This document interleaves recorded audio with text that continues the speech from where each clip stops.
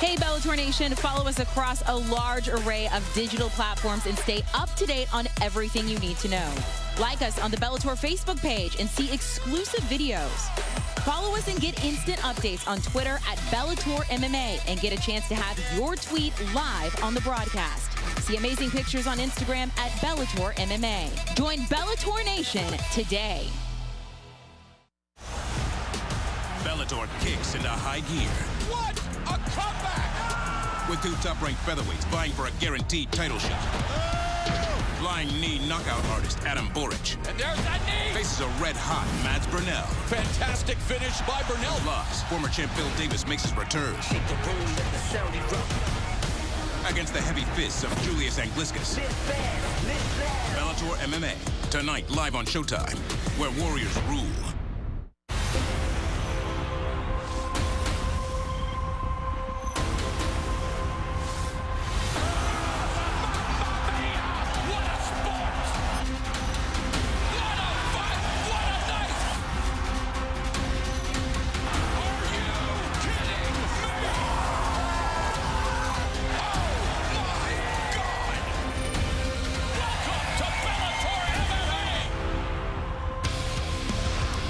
Welcome to St. Louis, St. Charles, Missouri area, where tonight we are getting you ready for an exciting night. Bellator 276 and a main card with major implications that will be felt for months to come in the world of Bellator MMA. Gotta admit, it's a little chilly outside, but inside things are heating up. The main event tonight, we get Adam Borics going up against Burnell. After tonight, we will have the #1 contender, and they will be ready for what happens in a month from now. That is the McKee Pitbull 2 and the featherweight world title on the line, because whoever wins tonight will put them in line for a shot at the title. Welcome to the Family Arena in St. Charles, Missouri. Amanda Guerra, two-time world champ Josh Thompson with you here on the Fight Desk. Big John and Maura are cage side. We'll get to them in just a second. But Josh, let's start with the main event. Adam Borics going up against Burnell. You were lucky enough to have 4 title shots in your career. You're a two-time champ. Yes, we insure you like that. That's enough of talking about your ego. But let's get an overall view of the main event, because you were talking to me just a few minutes before we came on air. You said, look, this has the chance to be a really exciting fight. Why is that? It's not just an exciting fight for me, it's a throwback fight. And generally when you look back to the throwback fights in MMA, there was always finishes, because one person was really good at grappling, or one person was really good at wrestling, one person was very good at striking. It's a style of contrast. Who could implement their game plan? That led to finishes, because whoever dominated that top position or that position on the feet, that's what led to the finish. Okay, so let's talk about game plan for each of these guys. Let's start with Adam Borics. Look, he's coming into this on a 3-fight win streak. That is great. But that fight, that was 4 fights ago to Darrion Caldwell, he lost. It shook him up a little bit. He admitted that. He said, look, my confidence dropped. We need that confidence to be all the way back tonight. Are we going to see it? Yeah, he used other words besides what you just said. I was very polite. Yes, Thank you were. Very busy about it. Overall, we are used to seeing him being explosive, dynamic, everywhere that you want to see a fighter be at the top of his game. Guess what? He wasn't that way after that fight. Now he's building himself back up. His flying knees of Aaron Pico, the way he puts together his combinations.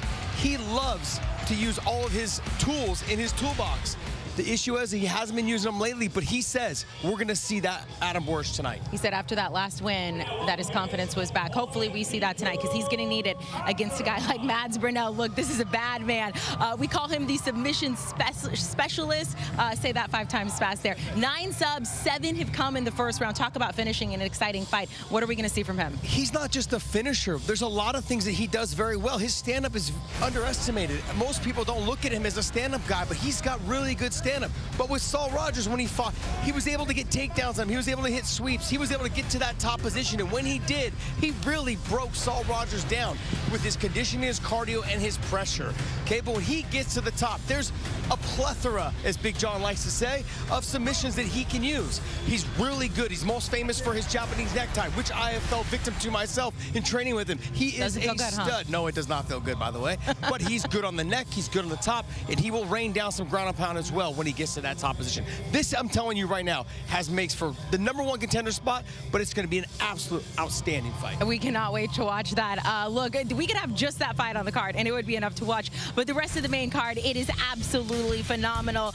We can't pick a favorite here. You get J.J. Wilson. This is a kid we haven't seen in about a year. He moved up to 155, says he feels good. He wants to stay undefeated, but Godzi will be his toughest opponent yet. Also still undefeated, a stud of a fighter, Johnny Eblen. But John Salter is a finisher. Only one of any of his fights has ever ended in decision. So you know that one's probably going to end in fireworks. And the co-main, Mr. Wonderful himself, Bill Davis, looking to upset Julius Anglixis here in Missouri in front of a hometown crowd. We're going to talk about all of them coming up, but for now, we'll send it down to Morrow. All right, Amanda, thank you very much. We are beginning tonight's proceedings with an amateur fight, but don't worry, partner, we're still getting paid. Nico Alcaraz and Stanton Ketcherside, both going at it in the Bellator MMA cage. And when we go to the tail of the tape, let's focus on the rules of an amateur contest, John, because they are different than the pros. There's no doubt there is some difference. You're going to be looking at 3 3-minute rounds. You can see we're looking at 4-0 versus 1-0. There's 3 3-minute rounds. You're going to be a difference. The knees, no knees allowed to the head. They are allowed to the body. No elbows at all. And when you talk about rotational leg locks, you can only do straight leg locks like a knee bar. Here's Michael C. Williams. Ladies and gentlemen, good evening and welcome to Family Arena here in St. Charles, Missouri. As we kick it off tonight here at Bellator 276 with an amateur feature scheduled for 3 3-minute rounds in the middleweight division. Introducing the blue corner first. At 6'2", weighing in 185.2 pounds. His amateur record 1-0. He fights out of Farmington, Missouri. Stanton, the Crusader Ketcherside. And across the cage, his adversary out of the red corner at 6'1", weighing in 185.6 pounds. And as an amateur, he's undefeated at 4-0 by way of Spain. He fights out of St. Charles, Missouri, Nico Alcaraz. And when the bell rings, the referee in charge, Zach Tybris.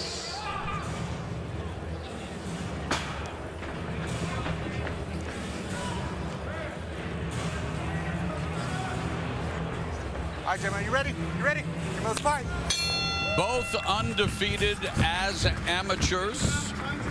Alcaraz in the red gloves, a Lindenwood University alum. Lindenwood University here in St. Charles, Missouri. A couple of other Lindenwood University alums coming up on the main card. Recent title challengers, John Salter and Julius Anglixis will be competing later tonight on Showtime.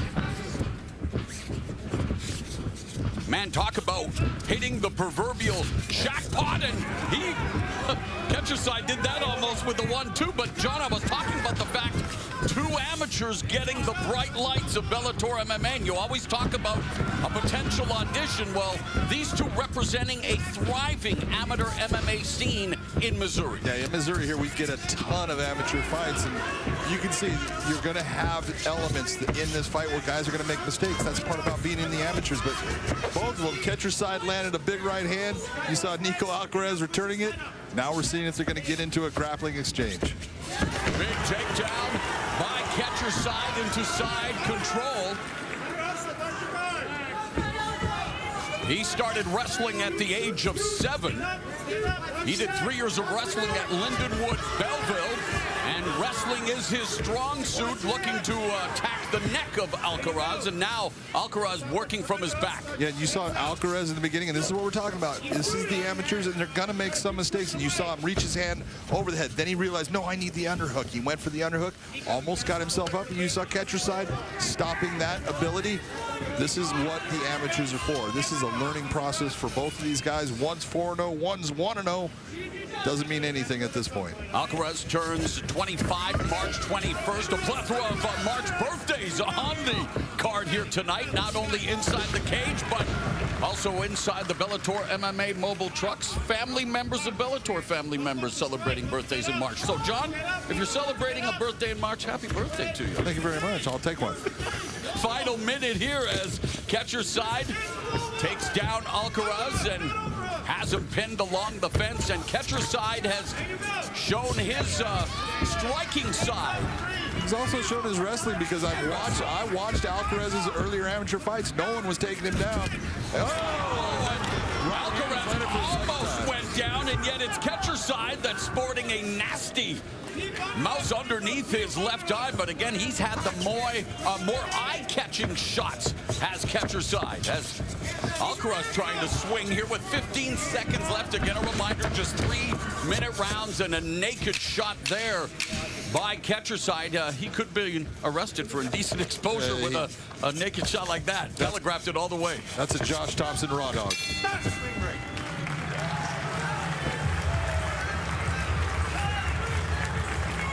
Appreciative crowd here again. Alcaraz from right here in St. Charles, Missouri, while Ketcherside fighting out of Farmington, Missouri. Great round. And as you can see, take a look at it. This is what I love about the amateurs is, look, everything's new. It's new for some of the corners. Some of the corners knew that right now we've got guys, one's not in his corner. He's very close to his opponent.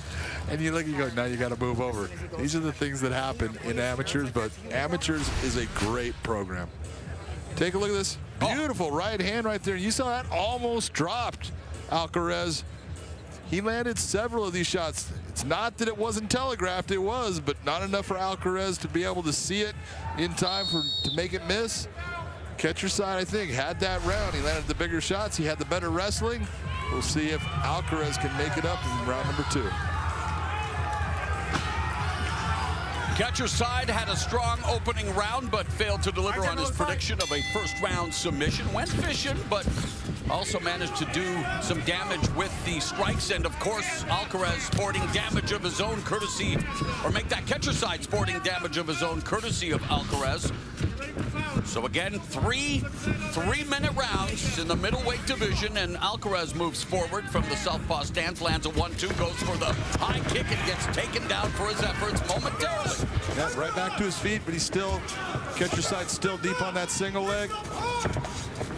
Momentarily, Alcaraz was looking for the double wrist lock, now looking to put all the weight on Ketcherside, but gets back up to his feet and attacks the neck. He's got that neck. He's got the ability to attack it right now.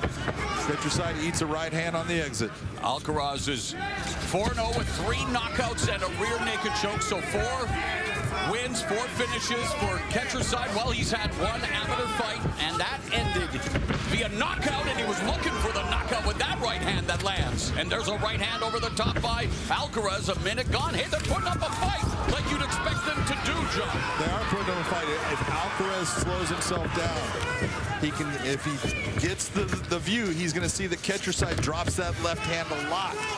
And he can time that motion and land a clean shot. And what may be lacking in technique sometimes, well, is made up for in terms of pure guts and excitement. Well, and you can, if you take a look, you look at the color. I was looking at Alcaraz's face, all the colors out of it, which is telling you he's breathing hard because this is important to him. That adrenaline dump is part of fighting. It's part of learning this, but right now he's in a great position ground and pound-wise. So what you're saying, he's thankful that the rounds are only 3 minutes instead of 5 as professionals. That's one of the reasons they are. Nice job. And now the job right in the crucifix. By Alcaraz as he neutralizes Ketcherside. A good bounce-back round for Nico Alcaraz with a minute remaining in the second stanza. And there's the tap. Nice job with the Americana by Alcaraz. Once he got the top position on Ketcherside, He was pretty dominant, moved to a dominant position, went to the crucifix, attacked the Americana, gets the tap.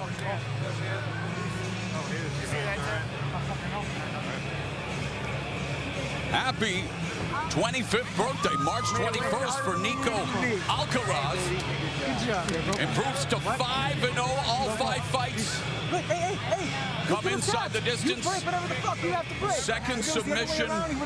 First via far side Americana top. Wrist key lock as we take a look at the fight, John. Take a look. That right hand lands. I think it hurt Ketcherside a little bit. That allowed Nico to get into the legs. He gets the takedown, and once he got the takedown more quickly, did not stay there for long, landed a couple of punches from full guard, but quickly moved his position, got to side control. Beautiful Americana right there. That's a nice tap, a nice win. 5-0 as an amateur.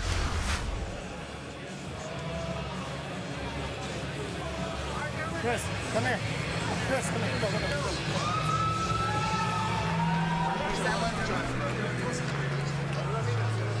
Here's Michael C. Williams. Ladies and gentlemen, inside the Bellator cage, it comes to an end officially. 2 minutes. Round number 2, the tap by way of an Americana.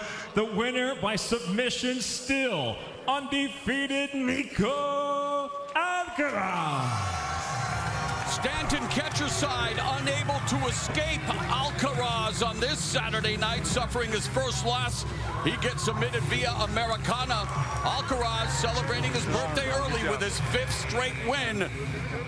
Who knows? Plenty of potential as a professional, but still in the unpaid ranks. Hey, 2 people who earned every one of their dollars. We got Amanda Guerra and Josh Thompson at the fight desk. I agree with myself. I don't know about Josh. What work do you do around here, Josh? Whoa, whoa, whoa. I noticed, though, did you catch on to what Moro did? Alcaraz. Yeah, he's good with everything. We're not as good as Moro. Amazing. If anything, Moro should be paid the most money. All right, look, we're going to talk about the main card coming up here. I want to talk about the co-main event. Phil Davis, Julius Anglixis. Here are the rankings. Phil Davis sitting at number 2, Julius Anglixis at number 4. But you see the champion. And this is you used the word round robin earlier. Both of these guys have faced the champion in the past year. They both lost to him, but they can use that against one another. How? Well, Phil Davis now has seen how to beat Anglixis and how Nemkov had success with him with the takedowns, top control. He landed some great strikes, was able to dominate the striking as well. For Anglixis, it was a step up in competition, but it also showed what he possessed. But with Phil Davis, he's got all the tools to do exactly what Nemkov did to Anglixis. Land the heavy strikes, throw the kicks, land the boxing, as well as get in there on deep on the takedowns and control that top position. We have complained about Phil Davis forever not utilizing his wrestling. He did against Joel Romero, former Olympic silver medalist, and was just dominating him with his wrestling. I feel like you're going to see Phil go to the well early on those takedowns against Anglixis. When it comes to Anglixis, look, he lost to Nemkov, but Phil Davis has lost twice to him. How does he look at that and find a recipe to beat Phil Davis? Well, the way you look at it is like Nemkov was able to beat Phil Davis twice, so Anglixis can look at that and say, how did he get it done? Well, the way he got it done was by sticking and moving, making sure that he kept him defensive. So Phil Davis was defensive by staying on the back foot, as well as when he did utilize his wrestling, he stuffed some of the takedowns, which then detoured Phil Davis from shooting more. If Anglixis can stop 2 or 3 takedowns, I think that you can start to detour Phil Davis from utilizing his wrestling. Big John and I always get on Phil about not utilizing his wrestling. So if you stuff 1 or 2 takedowns, he's like, this is why I don't use my wrestling. So if you're able to do that early, you may get Phil away from his wrestling. Did he listen to you this week? I wasn't there for the fighter meetings in person. You guys were there, and I was listening, and all you were doing was just waiting. You're going to use your wrestling there, Phil? Well, it's funny, he chose to listen to us against Olympic silver medalists, and he had success. I don't understand why he doesn't listen to us for other things. But hey, look, fighters go into their camps with the game plan and in their mindset, and they've got to switch it on when they have to. And this is him. It's going to be a great fight either way. These guys are both incredible. Moro will send it back down to you to continue with the prelims. Yes, the prelims roll on with action in the bantamweight division. Jordan Howard looking to move to 2-2 inside the Bellator MMA cage. He takes on Trevor Ward, fighting for the first time in Bellator MMA. And now we welcome to the cage Trevor Ward.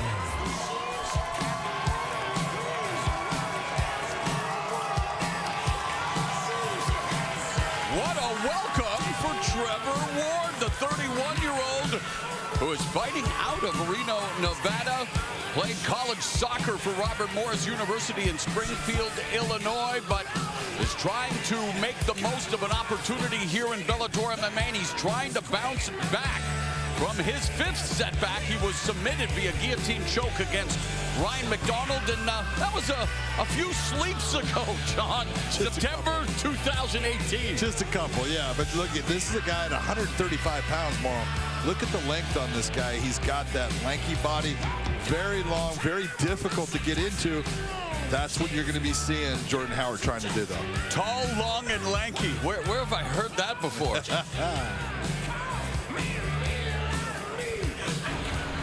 And now, making his way, Jordan Howard.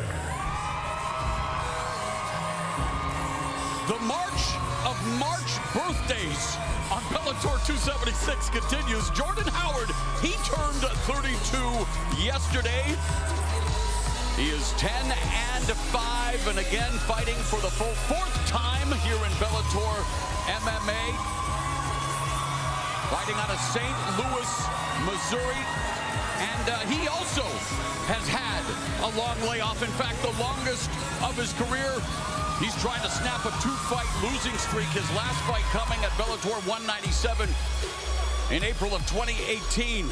We have ring rust in boxing. Could we see a case of cage corrosion tonight? Ooh, look at that. All right, John, as you continue to marvel at the alliteration, take us through the tale of the tape. Very simple then, like I was talking about, bantamweight 135, 6'1". Jordan Howard at 5'9" is fairly tall. At 6'1", that's crazy tall. We'll see if it has any effect on the fight. All right, tall, dark, and handsome, Michael C. Williams. For those joining us tonight live across the UK on BBC iPlayer, we welcome you to the great state of Missouri as we get set now here at the Bellator 276 prelims for 3 5-minute rounds in the bantamweight division. Introducing the blue corner at 6'1", weighing in 136 pounds even. His professional record 6-5. He fights out of Reno, Nevada, Trevor Ward. And across the cage, his adversary out of the red corner at 5'9", weighing in 135.8 pounds. As a professional, 10 victories, 5 defeats out of St. Louis, Missouri, Jordan Howard. In charge once again, your referee, Zach Tybris. All right, somehow, some way, Reno, Nevada has morphed into St. Charles, Missouri, because we have Jordan Howard from St. Louis, but Trevor Ward is fighting out of Reno, and there are a lot of Wardiacs in the house tonight as we get things started here in the 135-pound division. And of course, John, we are all super excited to head back to Hawaii April 22nd and 23rd.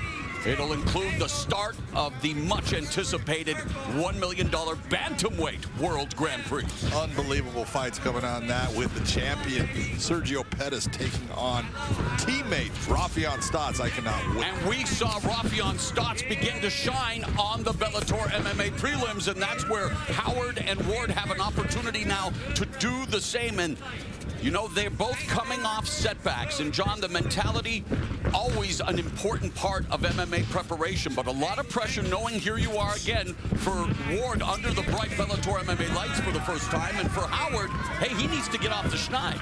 Yeah, he has to get off the schneid, but you got to look at Howard. He came in as a professional fighter. He had 3 losses in his first 4 fights, but then he rolled off 9 straight wins. This guy can fight, and he can fight at range. He's got a southpaw stance that he uses very well. He blades himself well, and he's got a good ground game. So this is going to be, how does Trevor Ward figure out how to attack Jordan Howard? And as a fight fan, you have to appreciate when Howard tells us, expect a highlight reel KO. Trevor Ward may have something to say about that. That was a nice inside leg kick by Trevor Ward. Set that up well, landed clean. A minute and a half gone in this bantamweight contest.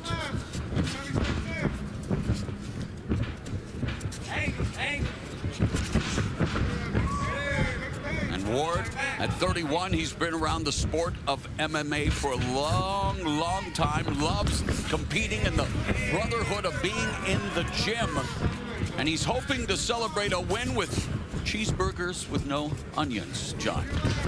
Well, Ward has obviously been watching a lot of Howard's fights because you can see that look at how he's lowering his stance and keeping himself low because he knows that Howard's looking for that takedown somewhere in here and he's trying to get himself in a position where he can defend against him. Ward just missed with that overhand right, going to the body with the long distance jab. Ward does have the slight reach advantage over Howard. Midway point of the first frame as Howard resets in the center of the cage, trying to put the pressure on Ward. Nice stiff jab by Howard. Fire one in circle. Good angle. Keep those things coming. Keep those things coming. A little more pressure on him now. 2 minutes. Hands and feet, high low.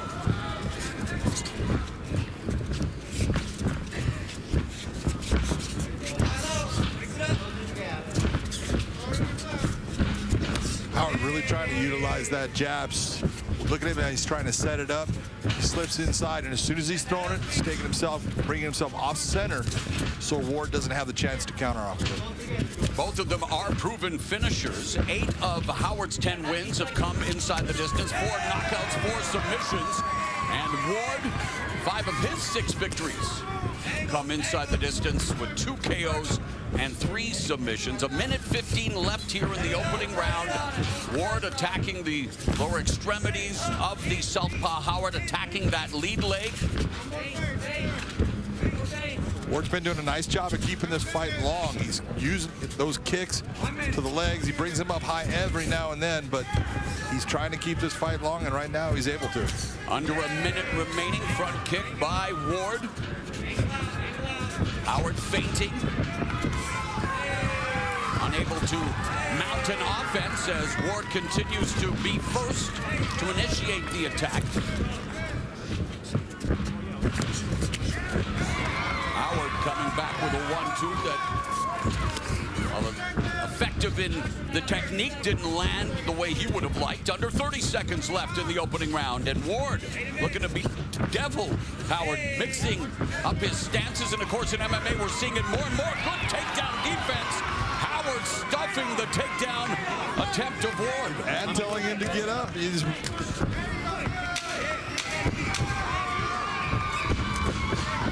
looking for the axe kick there.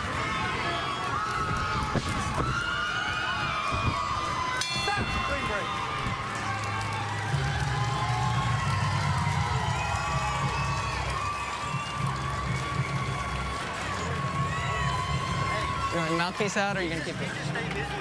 All things considered, not a bad Feeling good? first round, especially for 2 fighters coming off long layoffs. Actually, you know, you look at it and they both actually fought very composed, and that's something that tends to go away when we've had those long layoffs. We want to get in there and want to be super effective in the beginning. I thought they did a great job taking their time. Get that punch count up. More head movement. You're doing good. Their hands are doing, just throw a little bit more punches before your kicks. Hey, you're flowing, baby. Deep breath. Deep breath. Angle, keep angling the southpaw. Remember, keep angling. Yep, just go to your left. Every time he steps in, step to your left. Right? Seconds out.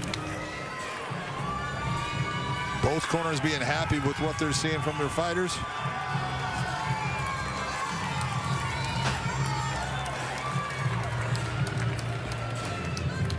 All right, Jabo, let's fight. Bell, round number 2. Big John McCarthy has the unofficial scorecard. Who did you give the first round to and why, sir? Well, unofficially, I would give to Ward because he was the one landing those leg kicks. I thought that was the big difference. Yeah, Howard got him down at the end of the round, but didn't really do much. I think I would go with Ward. Speaking of kicks, Howard goes for the high head kick blocked by Ward. Ward unfurls a right hand. And he goes upstairs with a kick, also blocked. Ward's going to have to start using his hands to set those kicks up, though. Right now, he's throwing a lot of naked kicks out there. You're going to see Howard start to time those and landing counters.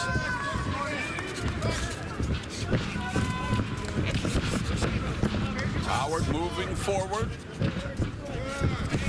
Southpaw stance. Ward squared up, looking for the takedown.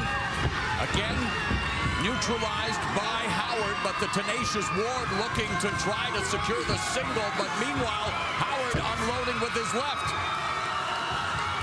And now going for the neck. So it ends up with Howard in dominant position. At that point, Ward, you're holding on to that leg too long. When you realize you do not have that takedown, start to move your hands to get yourself at least to a position where you can start to get yourself back to your feet so you don't end up underneath him like he is right now.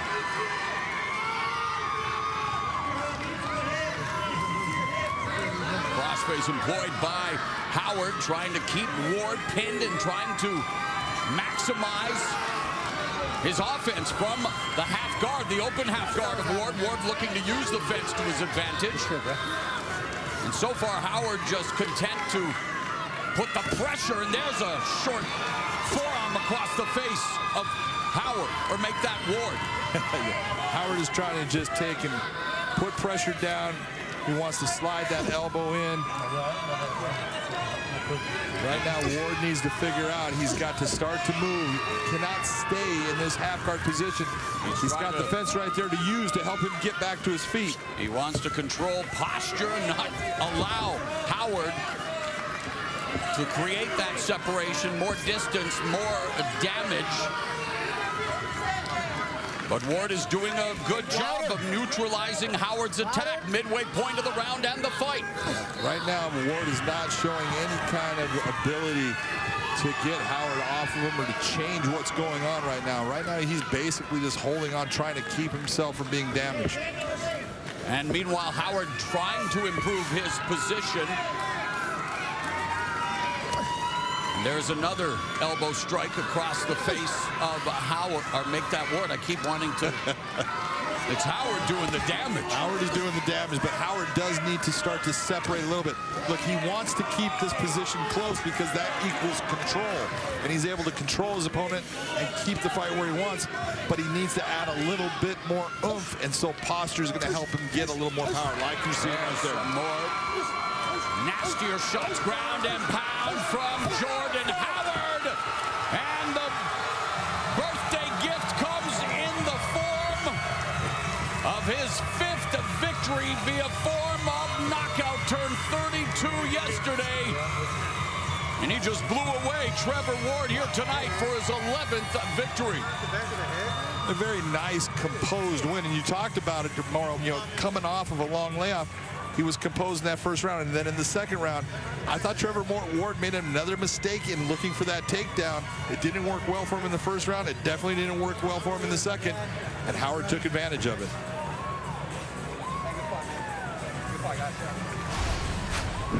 Take a look at what happens here. Almost a desperation shot to get away from the stand-up, but then he holds on to the leg too long when he's lost the position. Right here, he has a chance. You see those elbows land by Howard, and there comes a point where Trevor Ward is now on his butt. There's no way for you to complete a takedown in that position. Let go with your hands and start to get yourself back to your feet. He didn't, and it cost him this fight because he was unable to, at that point, ever remove Jordan Howard from the top position. And once Jordan started to posture a little bit, gain a little space like we were talking about, the big elbows just ended this fight. The longest layoff of Jordan Howard's career ends with one of his biggest wins, and it snaps a 2-fight losing streak as Howard improves to 11-5 with his 5th victory via form of knockout.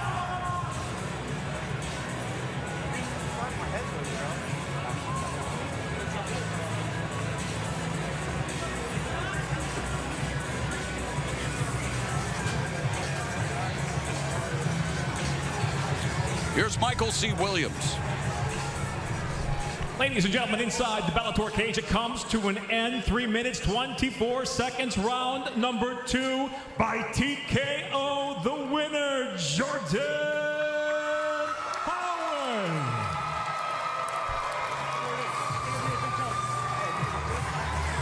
Let's go to Big John McCarthy. Thank you, sir. I appreciate it. Ladies and gentlemen, I am here with your winner, Jordan Howard. Jordan, you had a long layoff between fights. You came back in this one. The first round, super impressed with your composure, taking your time, looking for your spots. But each time that this fight hit the ground, that was your time to shine. So, yes, I had quite a long layoff. I had a shoulder surgery. I feel like I'm back to 100%. I fought 3 fights, basically one-handed. I feel like I'm back at 100%. If I'm being honest, our game plan wasn't to be on the ground at all. Our game plan was to be on the feet, but we hit the ground. I felt very confident, very strong, so went from there. He tried to take you down in the second round. It didn't work for him a second time, and then when you finally got that posture, you started to create a little bit more space, the big elbows, that was the end of the fight. Yes, sir. Yes, sir. You know, we're definitely trying to stay tight, kind of weather the storm once we hit the ground. And then once we started softening them up a little bit, I knew that there were going to be openings there. And so I decided to take a bigger risk, some chances. Well, you took a big risk. That was a beautiful fight, outstanding win. Ladies and gentlemen, give it up for Jordan Howard. Now that's how you give yourself a birthday gift. The day after turning 32, Jordan Howard comes back from a career-long layoff to notch an impressive victory, improving to 2-2 in the Bellator bantamweight division. Let's go back to the fight desk. Here's Amanda Guerra. Moro, thank you so much. What a birthday present. These prelim fights have been absolutely incredible, and hopefully that is setting us up for an incredible main card coming up tonight. You see there 9 Eastern, 6 Pacific on Showtime. One fight I want to point out, because we can almost guarantee it's going to end in stunning fashion. John Salter versus Johnny Eblen. Josh, let's break down this fight a little bit. I want to start with John Salter here because he's coming off a loss to Gegard Mousasi. And you told us this week in the first minute, we're going to know if he has his confidence coming off a loss. Maybe a minute and a half. Okay. Give me a little bit of slack. John knows how I like to change the rules as I go here. I have first minute in my notes, but that's okay. That's okay. That's okay. No, I would agree, though. What happens is this game is built off confidence, especially fighting in combat sports. What we've got to see from him is he going to push forward? Is he going to try to force those takedowns, or is he going to stay back and wait for Johnny Eblen to come to him? I really believe that Salter's the best fighter he can be when he walks people down, touches them with his striking, because he's got good striking, but he's got to just touch them with the striking to open up the takedowns, and when he gets on top, he's a finisher, like we've talked about. Yeah, how many have gone to decision in his entire career? One? One. We're double checking ourselves. We'll double check that. But let's talk about Johnny Eblen, though.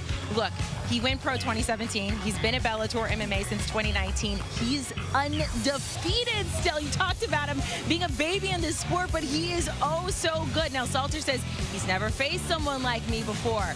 What does Johnny Eblen need to do to stay undefeated tonight? Well, John Salter is absolutely correct. He's never faced that. Johnny Eblen's never faced someone like John Salter. John Salter's got all the experience. He's fought high-level competition. Johnny Eblen is, like I said, a baby in this sport right now. He's dynamic. He's explosive. He is a good wrestler, and he's fallen in love with his power. And that right now sometimes scares me, though, because what happens is they chase after the knockout instead of utilizing all the tools. But in his last fight, we saw him use his wrestling. We saw him use some ground and pound. We saw him mix it up. That's what we wanted to see from someone like Johnny Eblen. I'm telling you right now, this fight right now has the potential to be the fight of the night. It's going to be incredible. We say that, though, because we're going through the whole card. Every fight has the potential to be the fight of the night. We have a lot more prelim action coming your way after this. Hey, Bellator Nation, follow us across a large array of digital platforms and stay up to date on everything you need to know. Like us on the Bellator Facebook page and see exclusive videos. Follow us and get instant updates on Twitter at Bellator MMA and get a chance to have your tweet live on the broadcast. See amazing pictures on Instagram at Bellator MMA. Join Bellator Nation today. The new Bellator MMA app is here. New look, new features, new fights. Watch live weigh-ins and prelims. Share your fight picks. Earn points and badges as you rank up to the heavyweight division. And stay up to date on events, rankings, and news. For all the latest features, download the new Bellator MMA app. Available on the App Store and Google Play. Bellator kicks into high gear. What a comeback! With 2 top-ranked featherweights vying for a guaranteed title shot. Flying knee knockout artist Adam Borics. And there's that knee! Faces a red-hot Mads Burnell. Fantastic finish by Burnell. Plus, former champ Bill Davis makes his return. against the heavy fists of Julius Angliscus. Bellator MMA, tonight live on Showtime, where warriors rule. Family Arena, St. Charles, Missouri, with the Bellator 276 preliminary portion of the card continuing with action in the welterweight division. Undefeated knockout artist Roman Faraldo looking to roll out the not-so-welcome mat to Calvin Rayford. And now to make his way to the cage, Calvin Next Level Rayford. 36-year-old Rayford brings a 5-3 professional record to his first fight under the bright lights of Bellator MMA.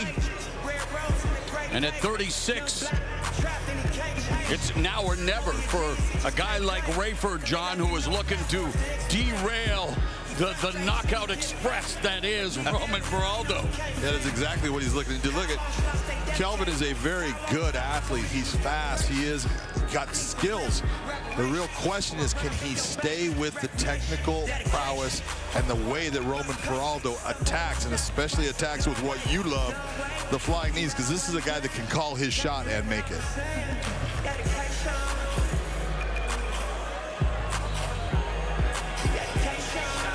Coming off a loss to Chris Brown in April of last year, but all 5 of his victories have not required the judges' services. 3 knockouts and 2 submission wins.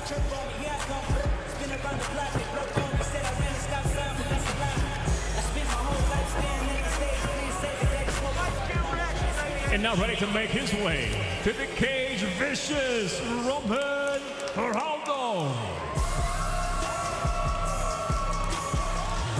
Did I hear someone say vicious? You did. Roman Faraldo, 6-0 as a pro.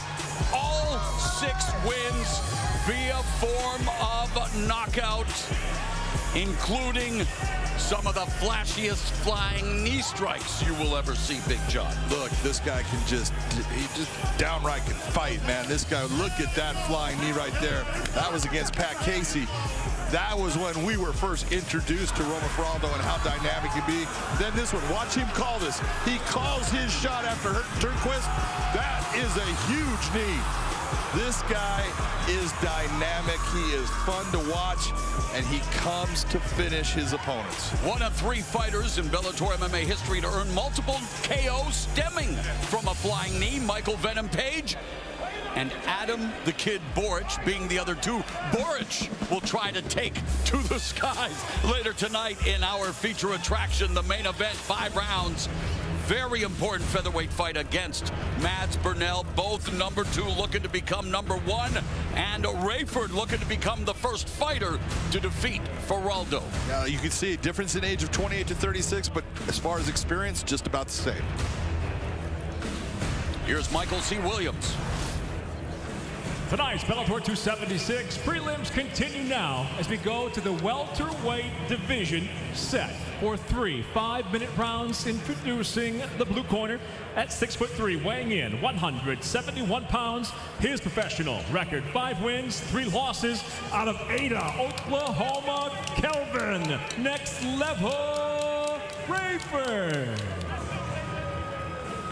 And across the cage, his adversary out of the red corner at 6'1", weighing in the same 171 pounds even as a professional. He's undefeated, 6 victories, no losses. The fighting pride of Key West, Florida, vicious Roman Faraldo. And the referee in charge, Mike England. Right over here, Mike, right there. Right there. Stay right there, stay right there. Stay right there. Ready, fighter? Ready, fighter, let's fight. Go.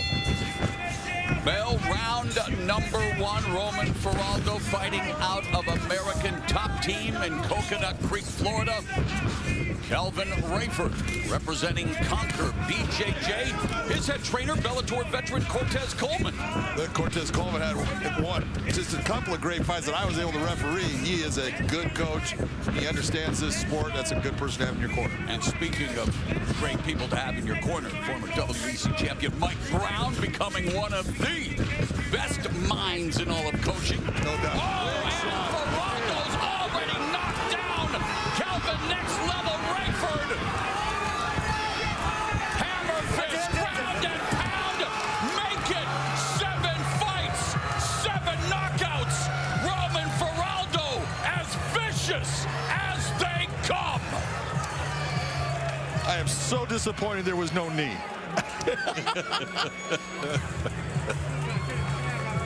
This kid is special. He's got power in his hands, power in his kicks, powers in his knees. He is just a dynamic fighter, man, and he is on a roll. We are going to be seeing a ton of Roman Faraldo.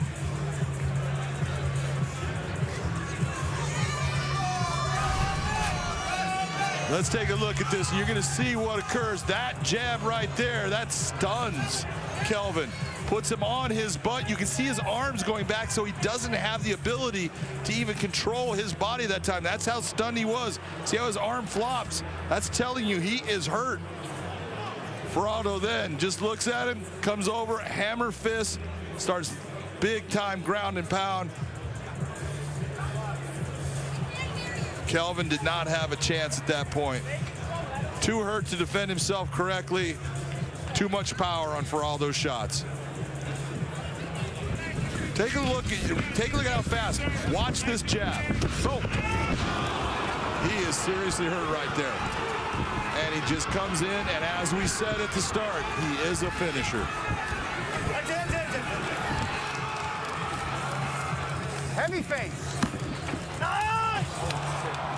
American top team's corner. Mike Brown, his coach on the right, watching as Faraldo puts the finishing touches on another brutal victory. Another one to do anyway.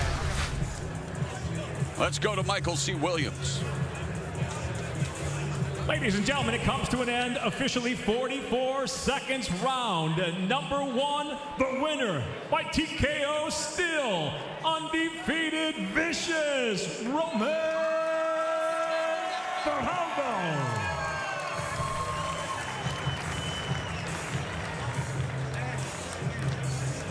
Roman Faraldo just microwaved Kelvin Rayford. Gone in 44 seconds. Let's go to Big John McCarthy. All right, I'm here with Roman Faraldo. Roman, you have been on fire in this cage. You have annihilated every opponent that has stepped in here with you. You have finished every one of your fights by knockout. That was a jab that put him back, and you could see how hurt he was by where his arms went. And you saw it because you pointed at it again. Yeah, man. 2 things. 1, a lot of hard work, a lot of discipline. I got the best guys in the world backing me. And honestly, God-given ability to put people to sleep, bro. You can see it. Oh, you definitely have a God-given ability to put people to sleep. Let's talk about what should be next for you, because you come in here and you have, like I said, you have lit everyone on fire. Who should you be coming into this cage next against? You know, I was talking to Abe, man. He's telling me I should call out MVP. So, you know, my man Yaroslav's over in Ukraine. Shout out to him, man. He's a true warrior, true champ. You know, he's fighting for his country right now. That belt is up for grabs, man. MVP, let's get it. Sounds good to me. I'd love to see it. Congratulations on another big win. Ladies and gentlemen, give it up for Roman Faraldo. Hey, real quick, shout out to all my people from home, Key West. I love you guys, all my sponsors. Max and baby, I love you. This is for you. I can't wait to see you guys. Thank you, everyone. Now that's the kind of TKO that will most likely turn into an NF TKO. Roman Faraldo closes the show as he improves to 7-0 with 7 knockouts. Another savage representing American top team. Bellator 276 prelims continue right after Mike Brown seizes the opportunity.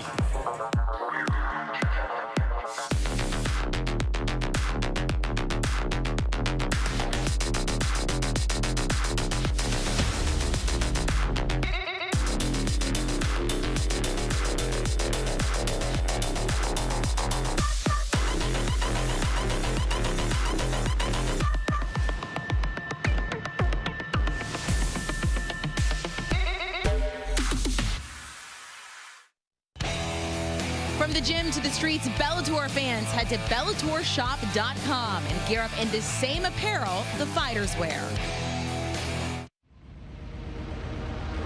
Tonight's main event features two men, both ranked number 2, both impatiently waiting for their chance to challenge for Bellator's 145-pound spotlight. Adam the Kid Borics enters the cage with an impressive 17-1 record, featuring an array of finishes that showcase his well-rounded skill set. And while his nickname may be the Kid, the Hungarian fighter has shown he has what it takes to be the man. He's not ready for me. I know I will finish him, and he already know it. His opponent, Mads Burnell, a Danish fighter who currently rides a 7-fight win streak and has quickly climbed the rankings since joining the promotion in 2020 and is ready to prove he belongs amongst the division's elite. To be the best, you gotta beat the best. My mission is, of course, gold. I want that gold belt around my waist. Nothing more, nothing less.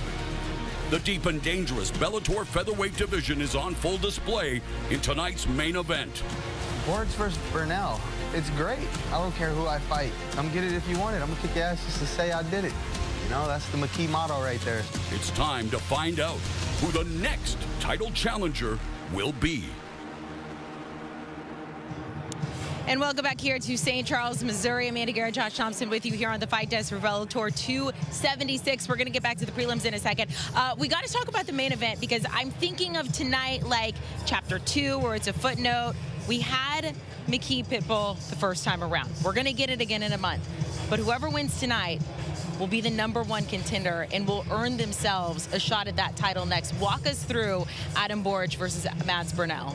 So Adam Borics, like I've said countless times, he's tall, he's long, he's lanky, he needs to utilize his reach and his range, all of those things. But what I haven't talked a lot about is that his takedown defense is some of the best in the game. He is a phenomenal fighter all the way around. So there's a threat there, even though he has one loss, okay, in terms of a submission. There's a threat there from him on the ground, from the top position, and even off of his back. He's good at getting back up. He is a finisher. That's what he likes to do. He will chase those finishes, flying knees, submissions, jumping to the back. He can do it all. He has been a different fighter since that loss, but every fight, he is showing his confidence in getting back on track. He's going to need that, though, tonight against Mads Burnell. And that's the biggest thing. Mads Burnell right now is riding that win streak, and he's running this thing, realizing, like, I'm one fight away. And he doesn't get the respect he deserves. People overlook him. I don't know why. It just baffles me. Big John and I talk about it all the time. His striking's phenomenal, but when he gets on top and he gets to that top position in submissions and threats, he forces people to go the way that he wants them to. And when he can do that, he is a dangerous, dangerous fighter. Mads Burnell told us this week that he thinks his biggest advantage tonight is his fighting IQ. We'll see if that plays out in the cage. For now, we'll send it back down. Oh, my God. I mean, what a great prelim we've had so far. Morrow, back down to you. Yes, and with the featherweight division taking center stage in the main event, we've got 145ers going to battle here in this preliminary bout between the undefeated Cody Law and the Bellator MMA debuting James Adcock. And now to make his way to the cage, James Adcock.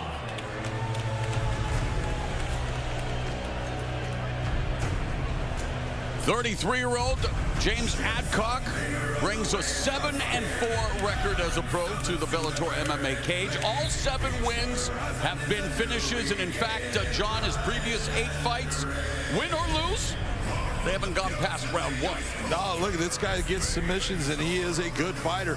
The fight hits the ground, he is going after you. He is looking for that submission to end the fight. He does not want to sit there and allow you to control him. He is a good fighter. He does sometimes make mistakes based upon all that movement. He'll get a little too deep on something, gives up so much, have a bad position, to have to work his way out. He's going to have to be very careful with the wrestling of Cody Law, but this should be a very interesting matchup. And he's higher than Snoop Dogg's recording studio, coming off a first-round knockout win over Cody Shelton at 4 minutes, 20 seconds. Now you see why.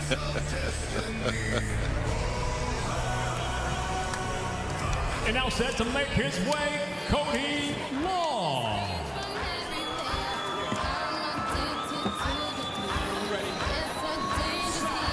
Hey, so far he has been the law. Mr. Former Lawman Big John McCarthy. Cody Law has 5-0, 3 knockouts, 1 submission. And stop me if you've heard this before. Cody Law celebrating a birthday in March. Turns 27 March 24th. So lots of birthdays up and down Bellator 276. But you know what? So far in his career, every day has been a pretty good day for Cody Law. You know, when Cody Law got into MMA, Dan Lambert came to me and said, John, watch this kid. He's going to be something special. He's one of my best at ATT. When you can say that about a young guy that doesn't have any professional fights, that's saying that you are impressed with what you're seeing in the gym. And we have seen it in the cage. Cody Law can do it all. This guy can wrestle. He can box. Take a look at what he does here. Big power, puts his opponents down, and when he does, man, he opens up and goes after him. He does not like to sit there. Big, crushing elbows. And every fight that he's had, he has been the guy that is in control. He dictates where the fight's going to be. He dictates how it's going to end. Speaking of Dan Lambert, he can cut quite a pro wrestling promo. And speaking of pro wrestling, big Bellator MMA fan, Big E suffered a broken neck in a match last night. Want to send a special shout out. He's already texting me. I know he's watching tonight, John. Let's go to the tail of the tape. Well, you know that he loves the record of Cody Law, 5-0 against 7-4. Also, look at the age difference, 26 to 33. Cody Law is one of those guys that I always say, that's the future. The future is now with Michael C. Williams.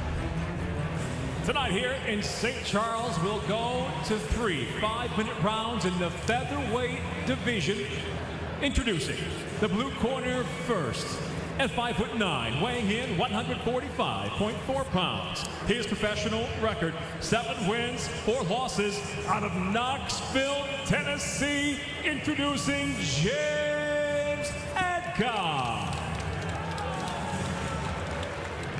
And across the cage, his adversary out of the red corner at 5'9", weighing in 145.6 pounds. The undefeated professional brings 5 wins without a defeat. By way of Pittsburgh, Pennsylvania, he fights out of Coconut Creek, Florida, presenting Cody Law. In charge, your referee, Mike England.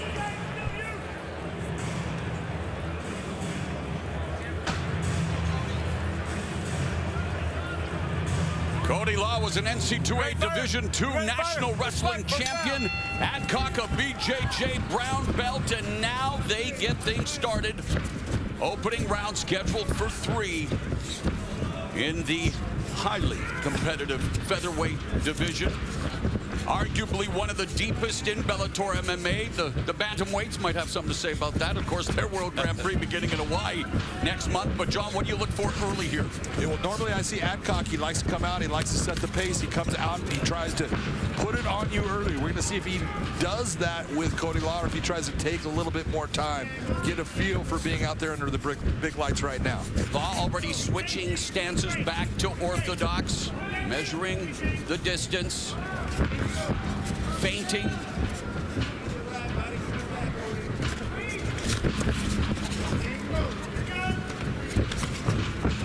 Cody Law just missing with that right hand, just grazed the chin.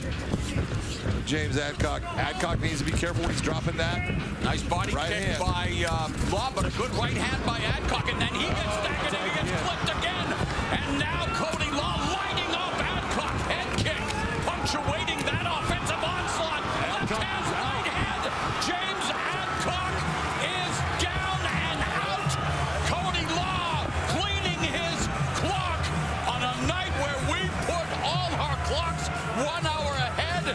Hey, Cody Law looking ahead to bigger and better nights for himself, because, man, what a night it was here. He is now 6-0 with his 4th KO, John. Just a beautiful display of violence. Yeah, it was a beautiful display of taking your time, because he hurt.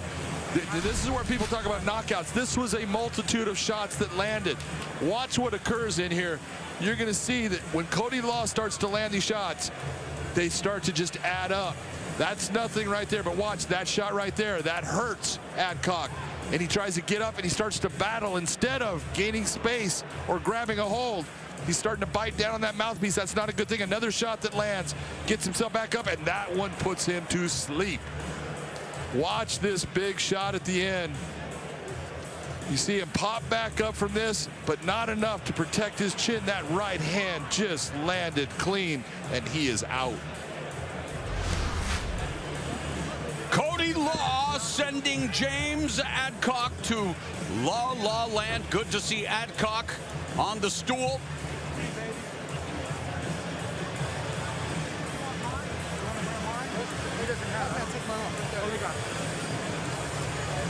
About to enter his physical prime. Not there yet. Again, we mentioned Cody Law turning 27 later this month. Always appreciate the sign of sportsmanship between the fighters in the respective camps. So far from Mike Brown, it's been a picture-perfect night. No filter required. American top team. One of the top camps in the sport, and it's youngster Cody Law. One of the reasons why.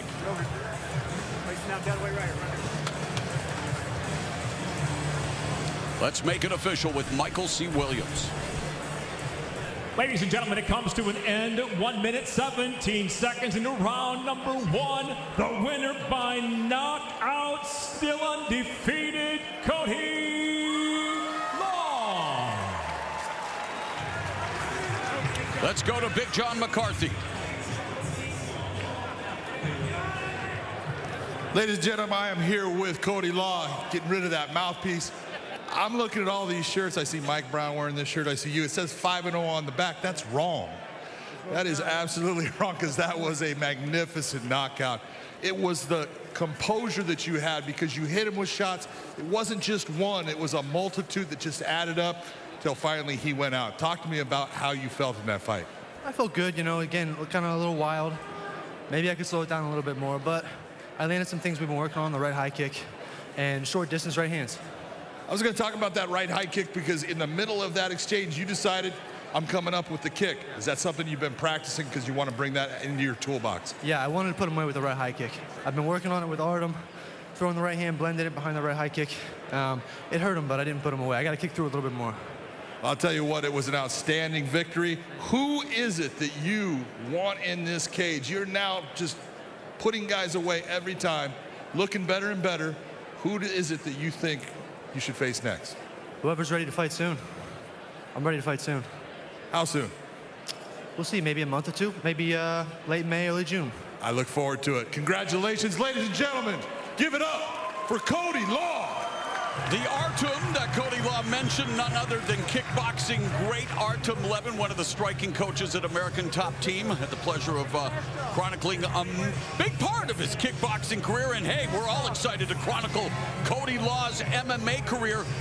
He is now in second place at 6-0, the second longest active winning streak in the featherweight division, behind only the top dog, AJ McKee, who is, of course, 18-0. All 18 wins coming inside the Bellator MMA cage. So, guys, Amanda, Josh, man, Cody Law closing the show in impressive fashion.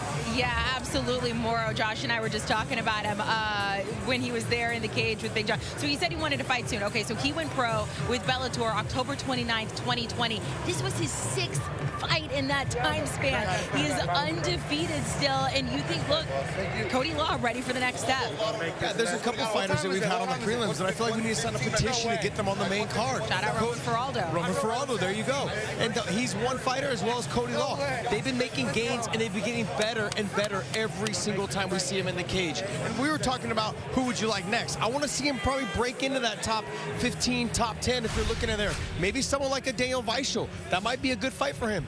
You know, Daniel Weichel's got a lot of experience. Daniel Weichel's getting a little bit older as well. A great fight and matchup. The style in which he's coming along, he comes from a wrestling background. His top position is incredible in terms of his strength and where he moves his body in his wrestling. But what I saw tonight from him was textbook stand-up. He did rush it a little bit in some moments, but that when he rocked him the first time with a shot, he actually stepped to the right, cut the corner, and then landed that next shot.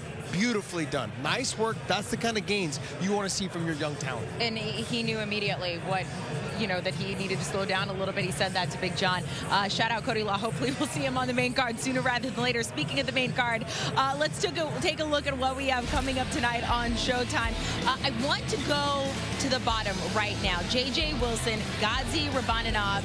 J.J. Wilson is undefeated. We haven't seen him in about a year, Josh. And we're going to talk about Gadzhi here in a second because he is incredible. When it comes to J.J., he's now at lightweight.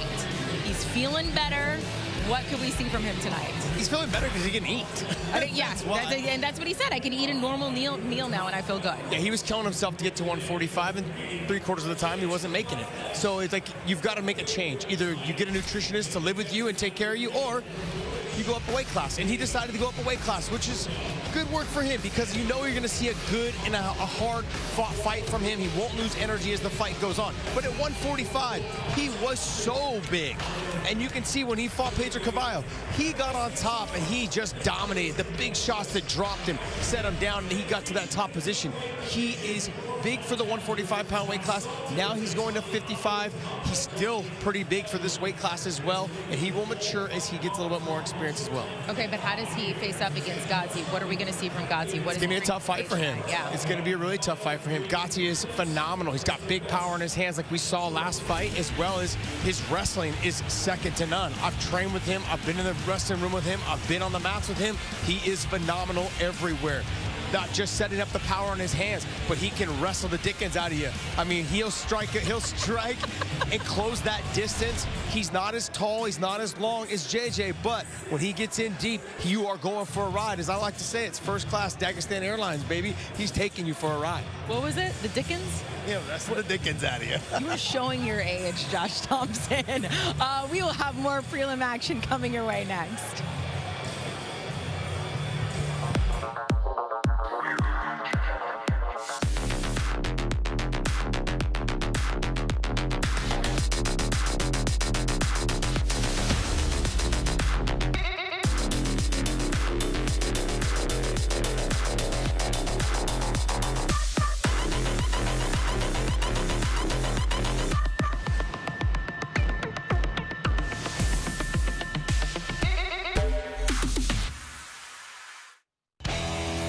From the gym to the streets, Bellator fans head to BellatorShop.com and gear up in the same apparel the fighters wear. Bellator kicks into high gear. What a comeback! With two top-ranked featherweights vying for a guaranteed title shot. Flying knee knockout artist Adam Borics. And there's that knee! Faces a red-hot Mads Burnell. Fantastic finish by Burnell. Plus, former champ Bill Davis makes his return. Shake the room, let the Saudi rock. Against the heavy fists of Julius Angliskas. Bellator MMA, tonight live on Showtime, where warriors rule. Looking forward to the main card and looking forward to more preliminary card action here at Bellator 276. And the women will be taking to the cage. The undefeated Diana of Saragova takes on Bellator MMA's debuting Kiara Batara. She is 8-4 as a pro. And now set to make her way to the cage, Kiara McKee Batara. 27 years of age, diminutive dynamo, just 4'11", but what a firecracker, John, both in terms of what she brings to the cage and her personality. And, you know, usually the pun is always intended with me, but not this time. Taking the fight on short notice, just the facts, John. Just the facts. Look, this lady can wrestle. She is a good wrestler. And sometimes, you take a look at that height and you say 4'11". It actually helps her, man. She uses it to her advantage in getting low and coming into her opponent. She's got good stand-up. She is a tenacious fighter who just keeps coming after her opponent. She's fun to watch, but she's facing another person who can really wrestle. So it's going to be the question of whose wrestling is better on the night. Batara brings a 3-fight winning streak to her first fight in the Bellator MMA cage. 2 of those wins via armbar. All 3 of her submission wins have come courtesy of the armbar.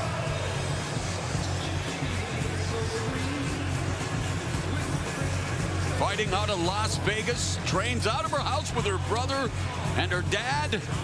So it is a family affair for the Bataras. Her brother, actually her main training partner.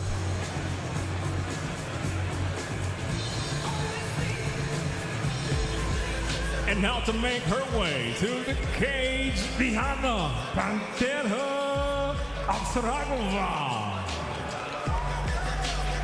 Well, Diana Ofarago definitely knew how to make a first impression here in Bellator MMA as she took care of Tara Graf in 29 seconds, starching Graf with a flurry of punches, but was in tough against Gabriela Golfin at Bellator 262 last July.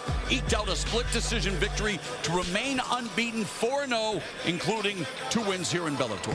Yeah, I don't believe that it should have been a split decision. I remember the fight well, but I did not think that Diana fought a smart fight. Diana is a very good wrestler, and in that fight, she made it a stand-up fight. She wrestled 0 throughout this fight, which made it closer than it could have been. Her strength is her wrestling, and she got a big knockout in her first Bellator win.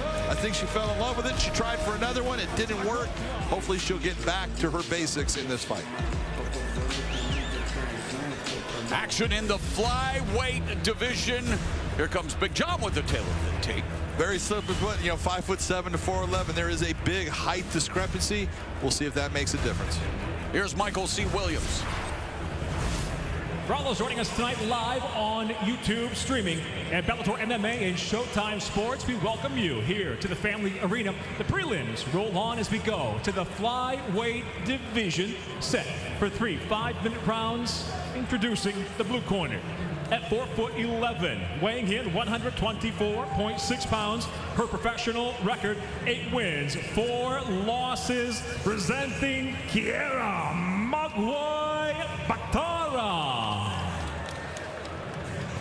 And across the cage, her adversary out of the red corner at 5'7", weighing in 125.8 pounds.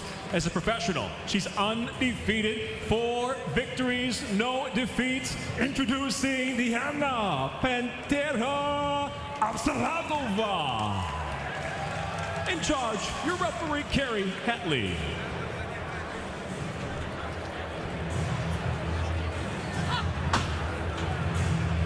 Ofarago looking to exchange strikes with Kiera Batara, taking the fight. Work for you. Ready? On late notice, Batara looking to make the most of this opportunity. The bell, round 1, they touch gloves, and immediately Batara barreling forward, gets dropped, but bounces right back up to her feet.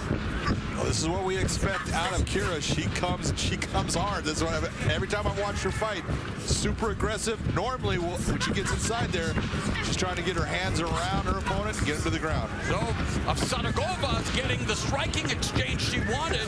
She's actually a master of sports in freestyle wrestling, and it's Batara initiating the wrestling. Batara had the overhook that was keeping her locked into Ofarago. We'll see if she can make this takedown work.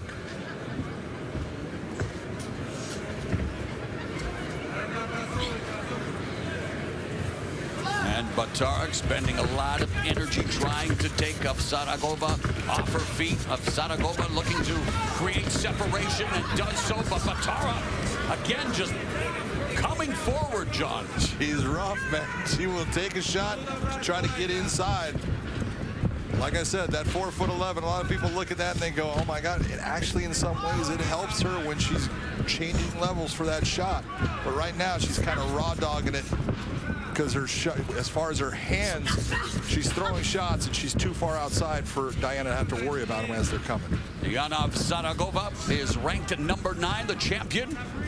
Juliana Velasquez, undefeated at 12-0. Plenty of fantastic fighters in flyweight. Looking forward to the return of former champion Ilima-Lei Macfarlane in her native Hawaii coming up next month as Batara goes with a jab and again just comes forward and pins Ofarago to the fence momentarily as the battle for position unfolds here, and Ofarago doing a good job with the takedown defense. Yeah, she's doing a nice job. She gets that underhook.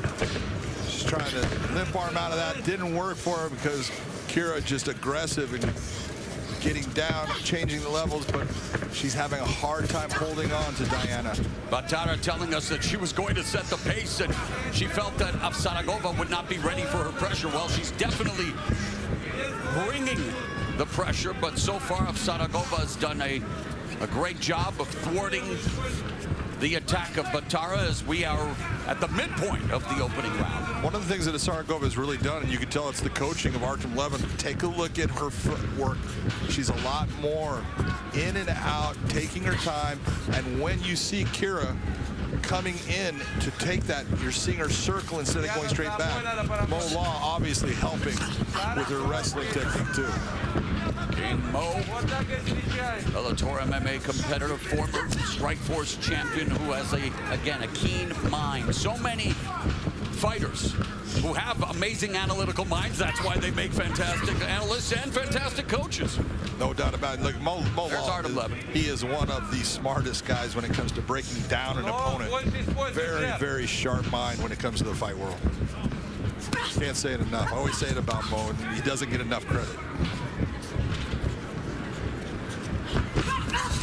Batara again just barreling her way forward and gets caught by Ofarago. Less than a minute and a half remaining in the opening round. Batara saying that her greatest strength is that she is a scrapper, already proving to be that here in the first round of her Bellator MMA tenure, but gets countered by Ofarago. Ofarago she's been able to land her counters, and her striking is looking crisp. She's landing some good shots.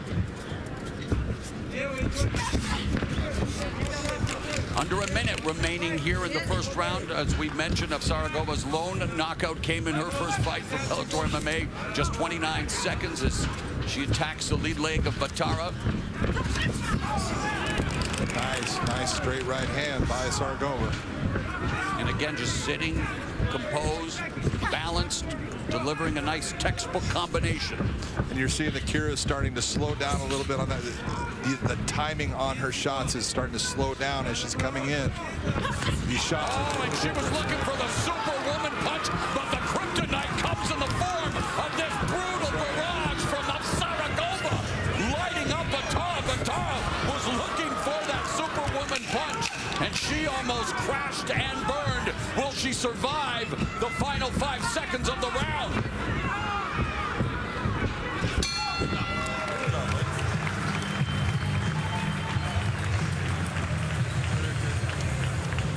Talk about a crisp counter, John. That went in. The worst part for Kira is she jumped into it, which only intensified the blow.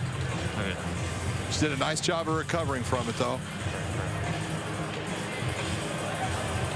Okay. 5 times 5. 4 times 4. And look, this is Kira coming after, and that was a beautiful left hook over the top.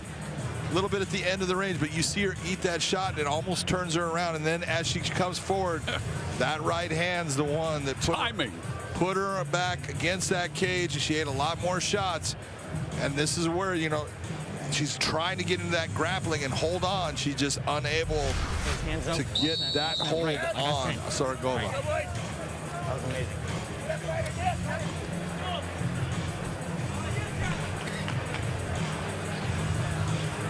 But you know what? In many ways, Batara doing what you want from a late replacement, knowing that had no real time to prepare for her opponent, is just bringing that scrappiness, bringing the pace, bringing the pressure. But Diana Ofarago is a highly talented prospect for a reason. Oh, absolutely. But you got to love what Kira's doing, because she is coming to fight. Speaking of the fight, Big John McCarthy unofficial scorecard reads what and why. Well, 10-9 Ofarago in that round. She landed the cleaner shots overall. She was able to control where the fight was at. She gets the round. Currently ranked number 9 in the 125-pound weight class. Kira's starting to dip her head when she's coming towards Diana now. She needs to be careful of doing that. She can't take her eyes off of that target. Batara looking for her 4th consecutive victory, by far facing the toughest opponent of her career. again, Ofarago able to land those textbook 1-2 combinations because Batara is not coming off center line. She's coming straight down the middle. Yeah. And her chin up in the air. Batara can't come in exactly like you said. She's rushing in and she's eating that right hand over and over. Oh, and she just ate that right hand. But again, bites down and comes forward, but unable to stymie the counterattack of Ofarago. And yet here comes Batara.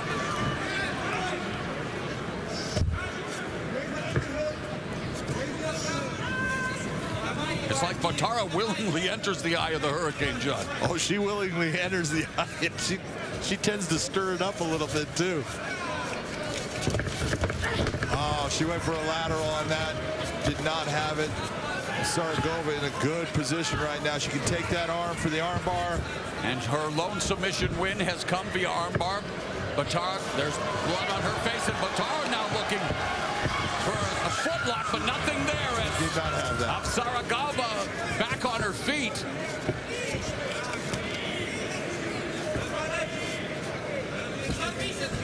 Nice job by Kira to get herself back out of a bad position. She went for that lateral drop. It did not work. You saw Saragova be able to stop it. Heavy hips dropped right down on her.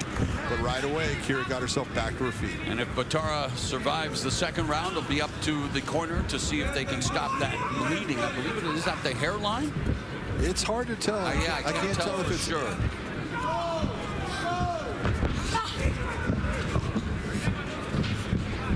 Coming up on the halfway point of the second round, the midway point of this flyweight fight.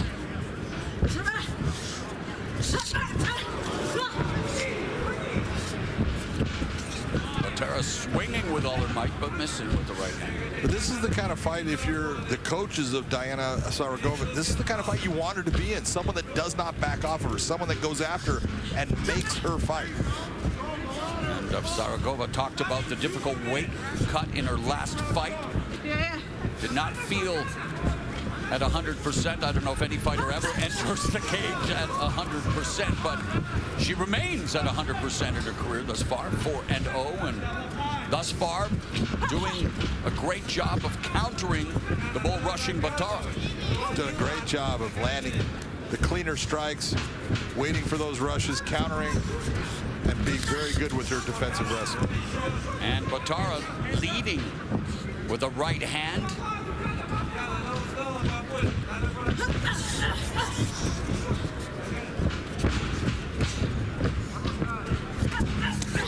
There's a right hand that lands for Batara, but again, Saragova though comes back, and Batara was able to land 2 right hands there, but Saragova's was the stronger one. Right. That's what backed her off.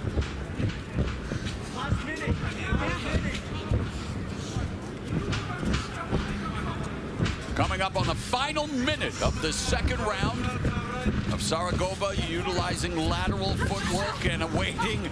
Batara willingly enters the fray, trying to swing for the fences, trying to knock Ofarago off her game. Ofarago should get a read on what Kira is doing as far as when she's dropping her head. She does have the ability uppercut or bring the knee up the middle. Half-minute left in the round. Inside leg kick for Batara. Ofarago walk her down, short steps. Goes to the bottom with a 1-2, but Batara going upstairs.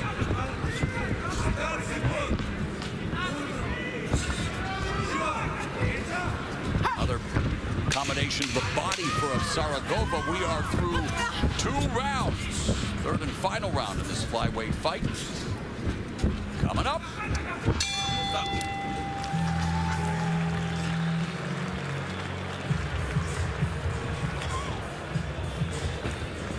Осталось, и у тебя все получится. Слушай, говорят, взорвись, надо взорвать, надо чуть взорвать. Она устает больше, чем ты. Слышишь? Она намного больше сил потратила. Ну, нужно чуть-чуть и еще точных попаданий. Just strike her. Stay in the pocket and apply that right pressure. You saw she was when she was on the ground. Let's go. You all right? The battling Bataras in one corner, and American top team helping out Diana of Saragova with King Mo and Artem Levin, her corner.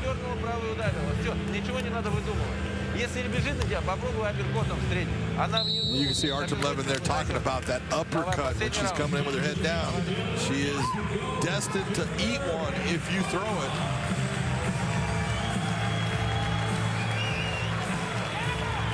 Crowd in St. Charles, Missouri Family Arena showing their appreciation for the efforts of both Batara taking the fight on short notice and the undefeated Diana of Saragova. Last round, ladies. Last Third round. and final round.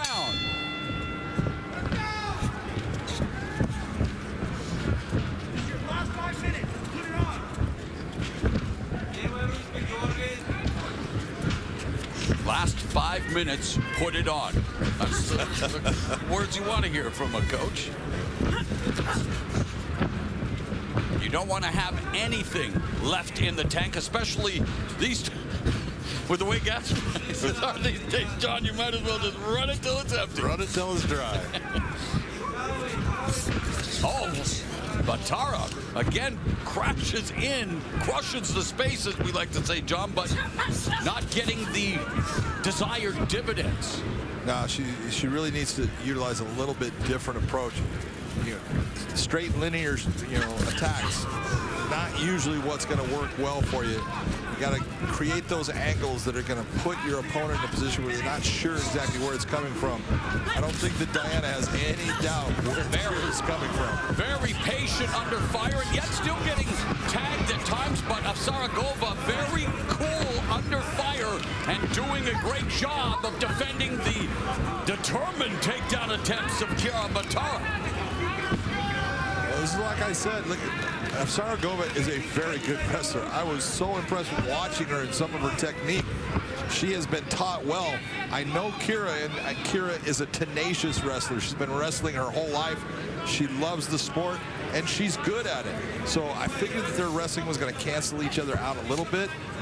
Wasn't sure what was going to happen on the feet, but I'm really impressed with the way that Diana has been able to defensively stop every offensive attack in the wrestling portion. Of Saragova, just 23 years of age. Controlling Batara here with just over 3 minutes left in the third round. See, in just that position you just saw right there, where, look at Batara's the one carrying the weight.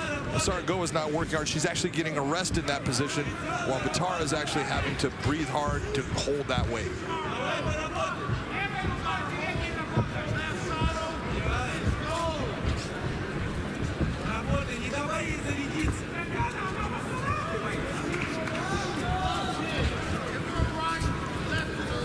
Now's not the time to have a lull in the action with just 2.5 minutes left in the fight. Well, the real problem is Kira's in that position right now. She just doesn't know how to attack her. Everything that she's tried just really hasn't worked for her, and it's the real difference is all those linear attacks. And again, taking the fight, short notice. Conditioning probably not the best, but she has given it the whole college try, as they say here. The 27-year-old Batara fighting out of Las Vegas with the opportunity here, and with less than 2 minutes now remaining, will try to see if she can drum up some offensive success against Diana of Saragova, who's been very, again, as we mentioned, composed, very tactical, and successful. Yeah, absolutely. Now you want to see her put the pedal to the metal. I would. That's the difference. I've seen everything. The composure is there. She's taken her time, and she's done a great job defensively. But now's the time when you see your opponent is starting to have problems. Start stepping on the gas. Start putting more pressure. Create that finish.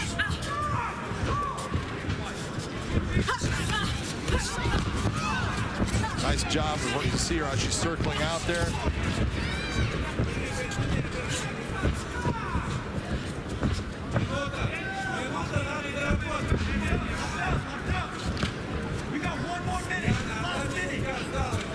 You heard the cornerman. Last minute.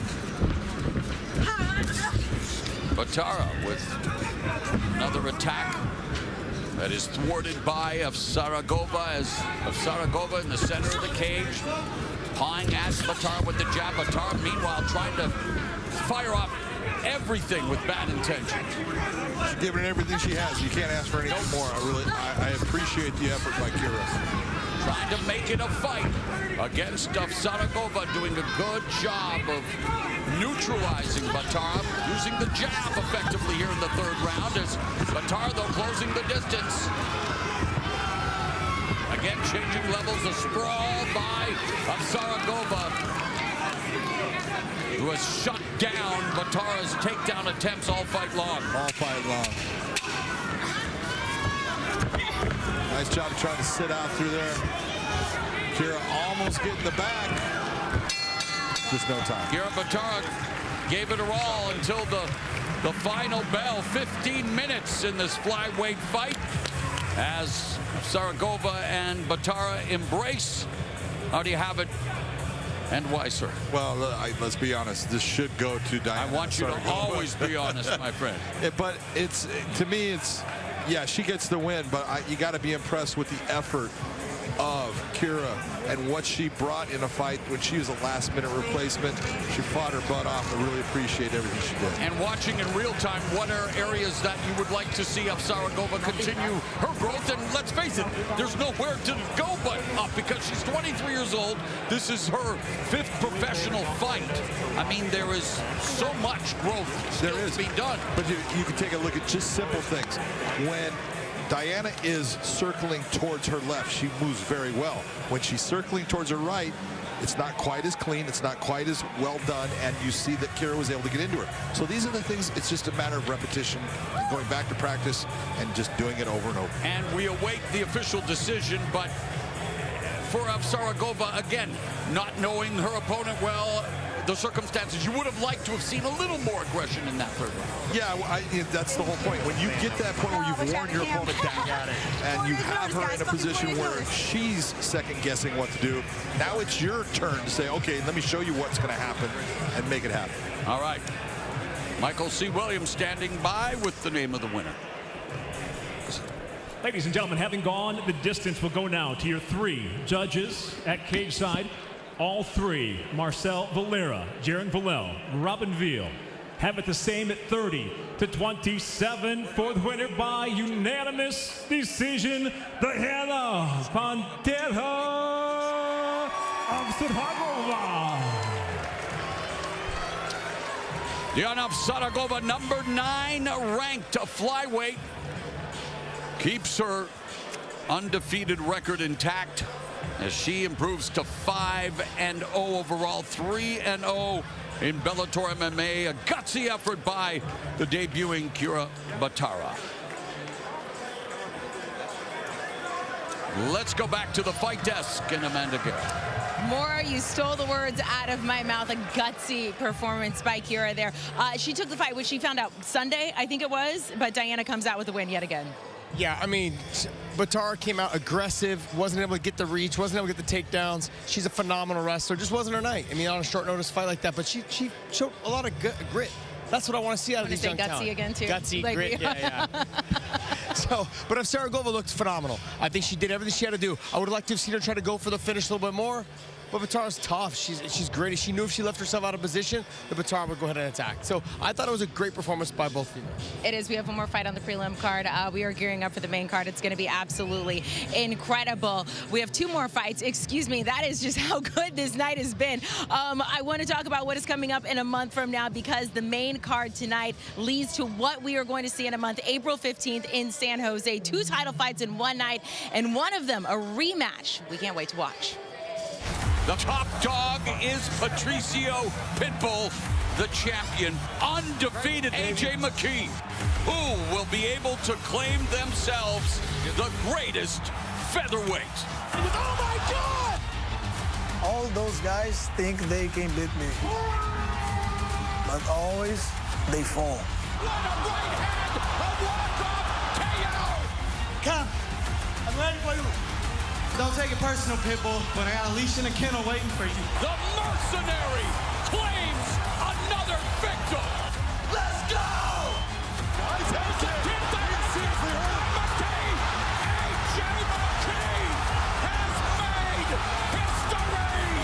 The first one, it was just go in there, do your job, secure the belt. And now I want to make sure he never wants to step in the cage with me again. It is going to be absolutely incredible. We are all going to be there April 15th in San Jose to watch the rematch we all want to see between AJ McKee and Patricio Pitbull there. Let's bring in somebody who was at the first one, and he's going to be at the next one. We got Josh up here on the fight desk. Big John, I guess we're going to bring you in. We found out last minute we're going to do this, and we are so excited to talk to you. Big John, we'll start with you in this rematch. The first one was one of the, if not the most anticipated fights in Bellator history. What can we expect in the rematch? I think what you're going to see in the rematch is you're going to see AJ McKee trying to do the exact same thing that he did, and it's because it worked. You're going to see Patricio trying to get back to who he was, meaning that Patricio is a guy that he would go out and control the center of the cage and make his opponent come to him, make him fight the fight he wanted. AJ's not that guy. AJ's longer by 8 inches in reach. He's faster, and Patricio's going to have to figure out something new that's going to work against AJ McKee. Patricio's been able to deal with length his whole career. The speed, though, was the biggest thing, John. You and I had talked about this for weeks leading up to this fight. Just constantly saying the speed. How is he going to deal with the speed? And the speed was the factor right off the bat with the head kick and then the combination. Now, the submission, I don't go too far into that, only based off of the fact because he was pretty rocked at that time and situation. But Patricio is also somebody in this game, John, you know, he fights at a high fight IQ level. He will make the required adjustments to make sure that this fight starts to go his way. I'm looking for this fight to get deep into the fight. No, I agree with you. If there's one thing about Patricio, and I know from being in the cage with him, look, he's a smart fighter, and he's going to go back and look, and he's going to see the things that happened that were very small, but they were the difference in the fight, and you're going to see him make those adjustments. The real question is, will those adjustments be the difference? I'm not sure that they will be. Well, John, his fight IQ is shown throughout his career, but remember when he was younger, he just fought like a pit bull, and then he started making his adjustments as he got smarter and he got more mature, and it just started coming through. His stance changed, the way he set up his shots, his power, all of those things. His wrestling has gotten so much better working with Henry Cejudo. Henry Cejudo said that he's like, my style came from Patricio because he had started working with each other, and they realized how good that he was. And then I'm telling you right now, I think he's going to make the required adjustments to make sure that he tries to get his title back. He's got to do that, and he's got to deal with the speed. That's the real question. That just goes to show we can talk about that fight all night. Again, that is going to be April 15th in San Jose. All three of us will be there. Let's talk about one of the fights we have coming up on the main card tonight, a battle of middleweights between Johnny Eblen and John Salter. Johnny Eblen coming into this, Big John, still undefeated, but John Salter says, look, he's never faced a guy like me before. Big John, what can we see from Johnny Eblen tonight to try to keep that undefeated streak going?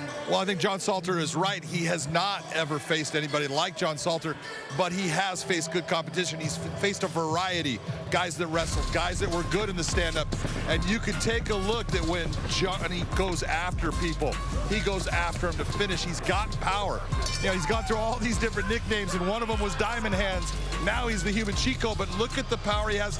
You're taking a professional fighter and make them turn into a schoolyard kid not knowing what to do. Johnny Eblen can wrestle, and he can fight on the feet. He is a guy that John Salter is a phenomenal submission, specialist, but he's got to be in the top position. And can he do that with a wrestler like Johnny Eblen? I'm not sure he can. Yeah.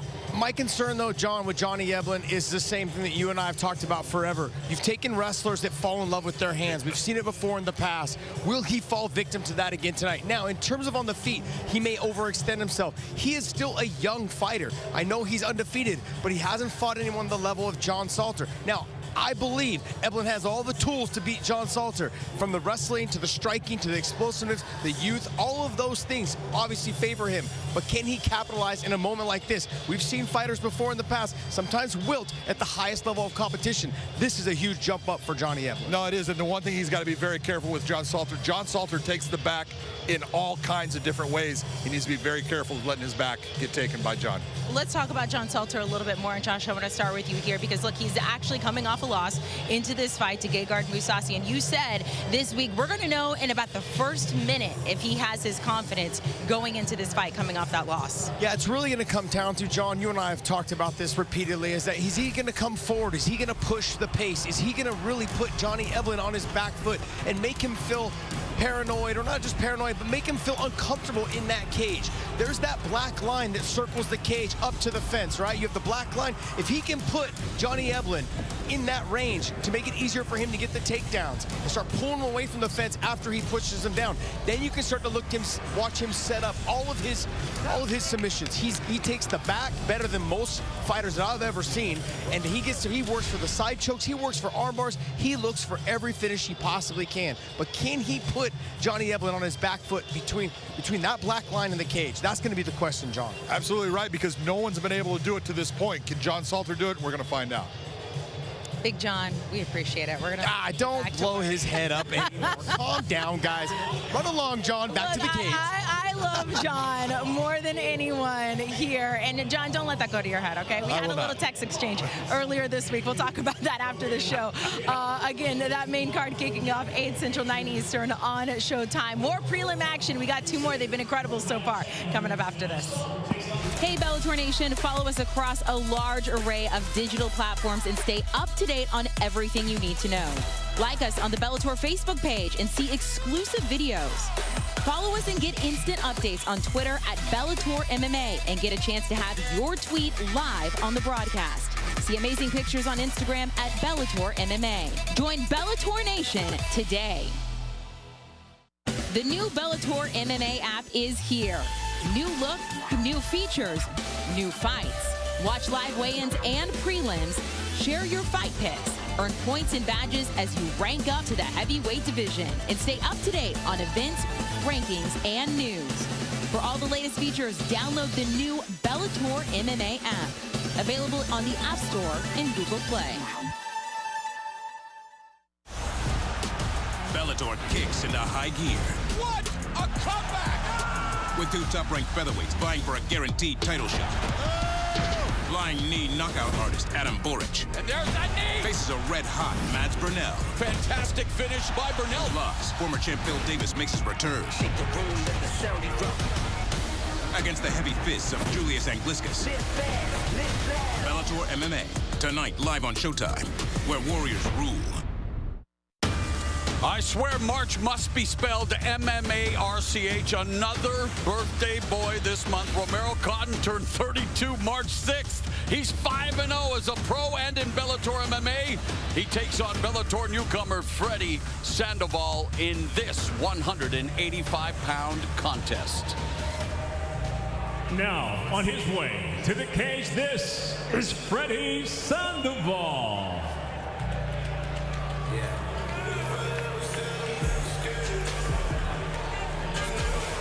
LL Cool J might say, don't call it a comeback, but after almost a dozen years, John, what would you call it? I would call it a comeback. It has been over a dozen years since Freddie Sandoval competed in mixed martial arts, and things didn't go well that night for him. Losing to Sadia Parker via TKO, but hey, never say no to a man's dreams, and here he is at 35. But boy, you talk about the potential for a lamb being led to slaughter. He faces a monster in Romero Cotton. Well, he is facing a monster, but he has faced good competition in the past. He's got a knockout win against Drew Fickett, who is a guy that everyone knows from. Would have known back before Drake dominated the charts. A ton of talent. You know, he fought guys like Nick Diaz, all kinds of top talent. So he can fight. The question is, can he stay in with a monster like Romero Cotton? And now his opponent, Romero Bad News Cotton.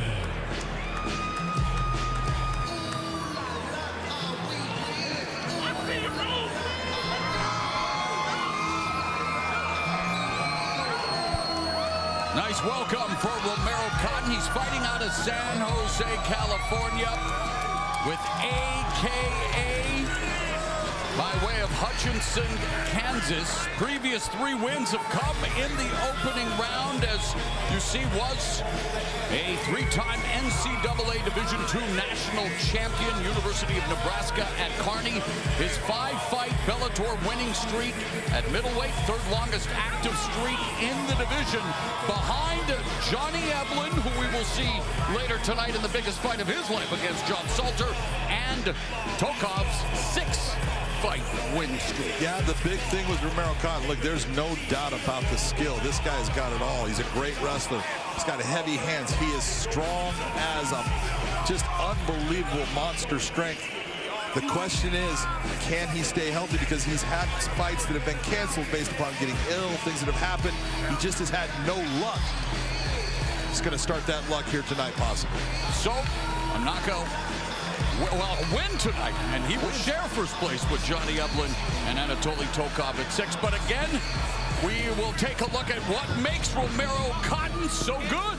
Look at this is him against Sumter, man, and like I said, Romero is just strong. He'll get a hold of that neck, and he will actually pinch your head off. That's the kind of strength that he has. He is a guy that once he grabs a hold of something, you better know what you're doing, or he's going to take it home. Here come the numbers for this middleweight matchup. Simply put, take a look at what you got here. 72-inch to a 69-inch reach. Romero's normally the wrestler, but he's been working on his hands, and he says he's going to use them here tonight. Here's Michael C. Williams. We thank all those that are still tuned in late night in the UK on BBC iPlayer. Here, Bellator 276 will move now to 3 5-minute rounds in the middleweight division. Introducing the blue corner at 5'9", weighing in 185.2 pounds. His professional record 8-6 with 1 draw, fighting out of Albuquerque, New Mexico, Sandoval. And across the cage, his adversary out of the red corner at 5'10", weighing in 185.8 pounds, the undefeated professional stands at 5-0, fighting out of San Jose, California, by way of Hutchinson, Kansas, Romero Cotton. And the referee in charge, Jason Herzog.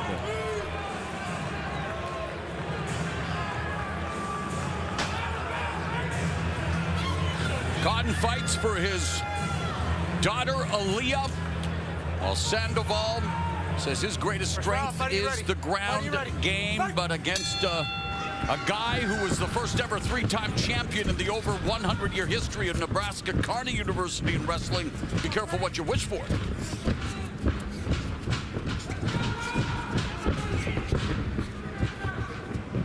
Cotton ranked at number 8 at 185 as that catapult left hand came from Sandoval. Gegard Mousasi looked absolutely devastating in dispatching the previously undefeated Austin Vanderford in his latest title defense, but Romero Cotton still very much working on his game and trying to stave off those ancient attacks of Sandoval. It's like those catapult fireballs. That was a nice attempt at a knee by Romero Cotton there, but you got to figure, again, we talk about ring rust, not being in the cage for a while. Romero has not been in the cage for a while here, Morrow, so it's going to take him a little bit of time, get himself settled down, and then do business. Remember the lesson earlier tonight? I did. MMA, cage corrosion. Cage Let's make it corrosion. Come on now. I like that. A minute gone here in the first round.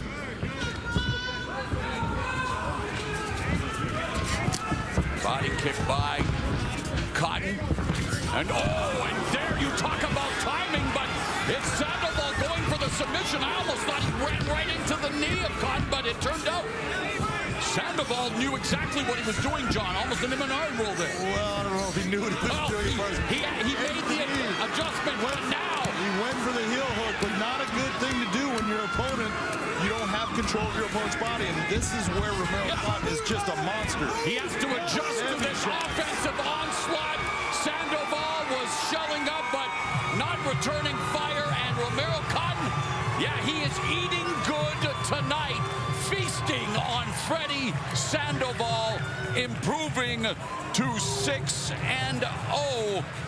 as a pro, all 6 fights coming inside the Bellator MMA cage. This is where we talk about Romero Cotton and the strength and his ability to maintain that top position based upon his wrestling background. Take a look. He goes to land the knee. It does not hit. It hits the shoulder. And right away, you see Sandoval go for the heel hook. He doesn't have it in place, though. You have got to have control of your opponent's leg, and he doesn't. It's not entwined the right way, and that's why Romero is able to spin out of it. And once he does, he just starts opening up with that jackhammer, and there's just big shots. You see the tap by Sandoval. He actually tapped. He wanted out of there. Did not want any more of the strength and power of Romero Cotton.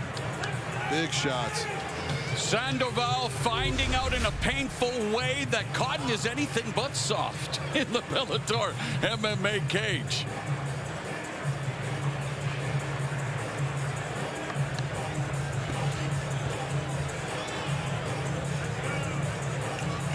Here's Michael C. Williams. Ladies and gentlemen, the official time, 1 minute, 39 seconds, round number 1. The winner by TKO Romero Badness Patton. Here's Big John McCarthy. Good job, bud.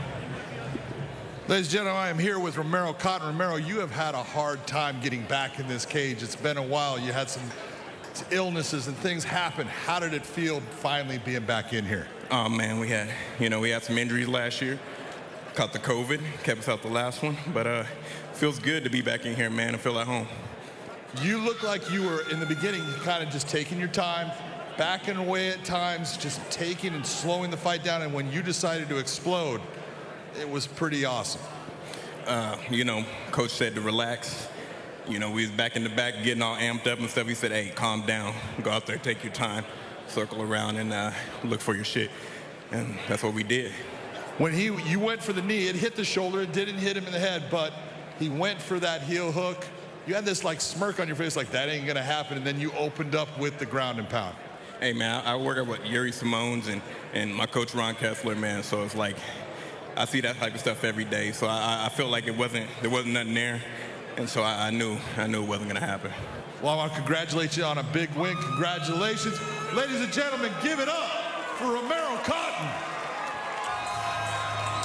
Romero Cotton in high school won 10 state championships, 4 in wrestling, 4 in football, 2 in powerlifting, and now in MMA, very well on his way to one day vying for a Bellator MMA title, improving to 6-0 and getting it done in violent fashion against Freddie Sandoval. Let's go back to Amanda and Josh at the fight desk. Mauro, we appreciate it. We had not seen Romero Cotton in the cage since December of 2020. What a return tonight, Josh. Yeah, he's a phenomenal fighter. I've trained with him. I've actually held mitts for him and worked with him quite a bit over the last 2 years. Just injuries plagued him. I mean, then he got the COVID, and it just was one of those things. He likes to say, I got the COVID. I got the COVID. A lot of us got the COVID. But he's been matched up against Dalton Rosta several times. I'd like to see that fight happen to come to fruition. I mean, they're both, I think they're 7 and 8 in the rankings. He's a phenomenal fighter. What people don't understand about him is that he's just not as active, but he's good on the ground. I mean, you see him get out of this leg lock position. Never did he feel threatened, but he's phenomenal on the ground. His strength and his ability to hit submissions is really good when he's on that top position. He just chooses not to. He chooses to go for the finish when the ground and pound. He's got a ton of power. As you see, when he delivers that ground and pound, people just turtle up into the fetal position. They're like, get me out of here. Yeah, please, because nobody please. wants to go against that.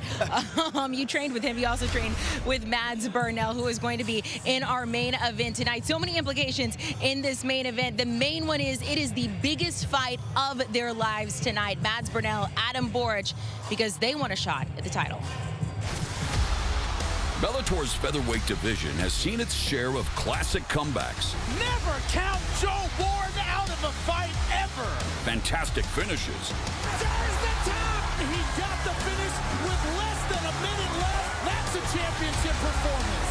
And magical moments. Oh my God! Another spectacular comeback for Pitbull. I am stunned. I do not believe it. but none was bigger than the last time the belt changed hands. July 31st, 2021, Inglewood, California, a night that featured the final of the $1 million Featherweight World Grand Prix. A night that will go down as one of Bellator's most memorable.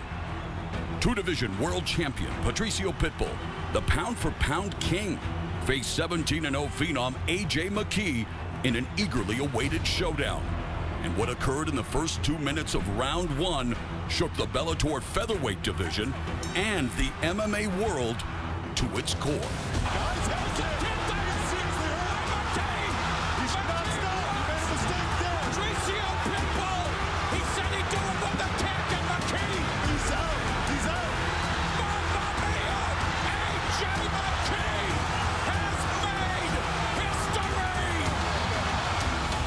With that stunning victory, McKee further cemented himself as a superstar and now reigns supreme over one of Bellator's deepest and toughest divisions.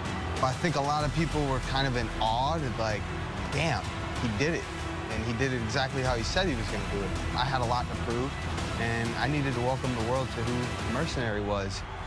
Looking ahead to April 15th in San Jose, McKee and Pitbull will run it back in a highly anticipated rematch, leaving the door open for the rest of the division, a shark tank of 145ers, all looking to stake their claim to a shot at the belt.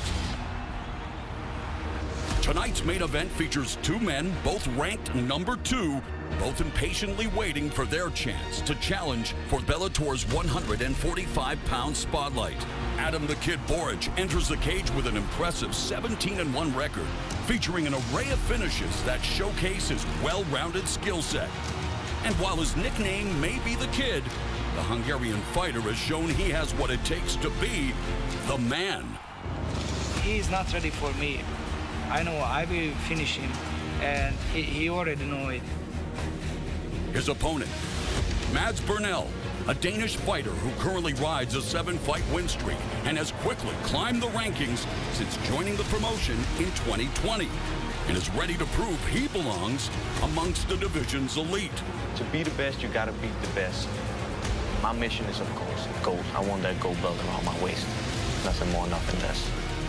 The deep and dangerous Bellator featherweight division is on full display in tonight's main event. Borics versus Burnell. It's great. I don't care who I fight. Come get it if you want it. I'm gonna kick your ass just to say I did it. You know, that's the McKee motto right there. It's time to find out who the next title challenger will be.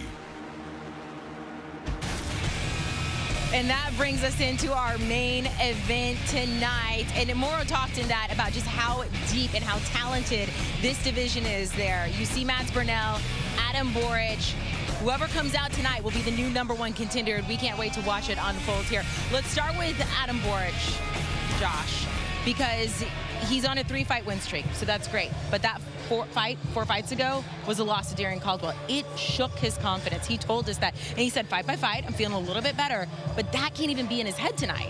Yeah, and I don't think it's going to be in his head. When we were talking with him this week, he seemed very confident in terms of, like, I've got it out of the way. I feel better about where I'm at, my direction. Look, when you train at a gym like Sanford MMA, they're just stacked with top-level talent. They're one of the best gyms in the world.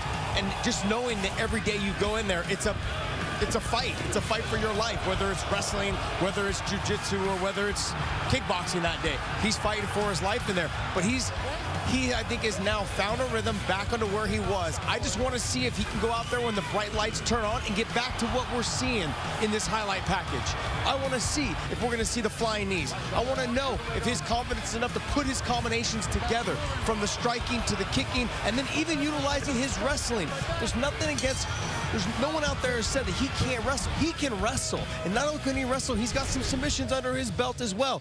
Everyone I've talked to at Sanford MMA said he's the full package. He just needs to believe in himself, and I think he's back on track. And we need to see that full package tonight, especially against a guy like Mads, because look, he has it as well. He told us, I think my fighting IQ is the biggest tool I have tonight. You know Mads well. You've trained with him before. So what do we need to know about him going into this and what it's like to fight him? He's a madman. He's a madman. I've been waiting all day to use that, by the way. No, he's phenomenal on the ground. Now, I've worked him a little bit on the feet, but mainly a lot of the grappling aspects. So when it comes to the wrestling, he's short in stature, so it's harder to get your body up underneath him when you're trying to lift and elevate him. So when that happens, you need to start trying to break him down. That's also hard. What he utilizes very well is a lot of fighters get up by using the half guard position, and he loves that Japanese necktie.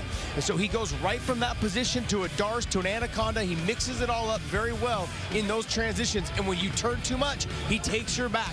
What he did to Saul Rogers, and he gets those hooks in, and he just slowly and starts dismantling you in every position. You know, from our diehard fans, they play drinking games, and we can talk about that because we're not on the main card yet. And it's with To Lung and Lakey, but I think now every time you say he's a mad man, yes, it's going to be the same thing. That only applies though when Mads fights, though. That's what's going to happen. I know, but still, To Lung and Lakey, I use every opportunity I get. So if you guys are at home doing this game, To Lung and Lakey. Okay, there we go. That's all we need from the desk. We're going to go back tomorrow with our last prelim of the night. Excuse me while I take a drink of my water after hearing Tall, Long, and Lanky. Hey, we've got the feature attraction for the Bellator 276 prelims. We've got the 9-1 Alex Polizzi taking on the 7-3 Jose Augusto in a compelling light heavyweight attraction. And now, ready to make his way to the cage, Jose Augusto.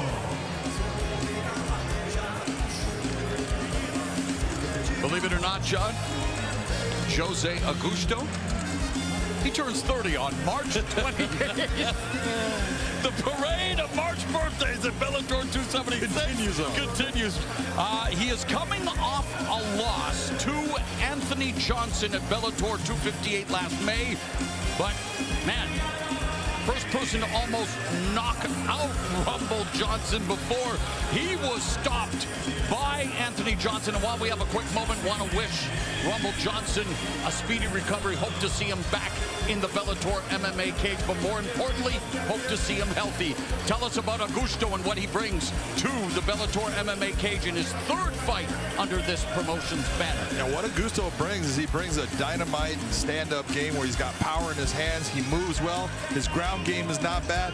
Ever since he went and started training with the Pitbull brothers, this guy has turned into a monster. There, he hurts Rumble Johnson, almost puts Rumble out. Rumble somehow works his way and fights through it, but this is the power that Gugu has. And man, look, I'll tell you right now, you get hit by the right hand of Rumble Johnson, that can happen to anyone and has happened many times, but Jose Augusto is the real deal. This guy can fight, and he is in for a big fight against Alex Polizzi. The winner of this is really putting themselves on the map in the light heavyweight division. All 7 wins coming inside the distance, 5 knockouts, 2 submissions for Augusto. He's ready to go. And now his opponent, Alex E.C. Polizzi.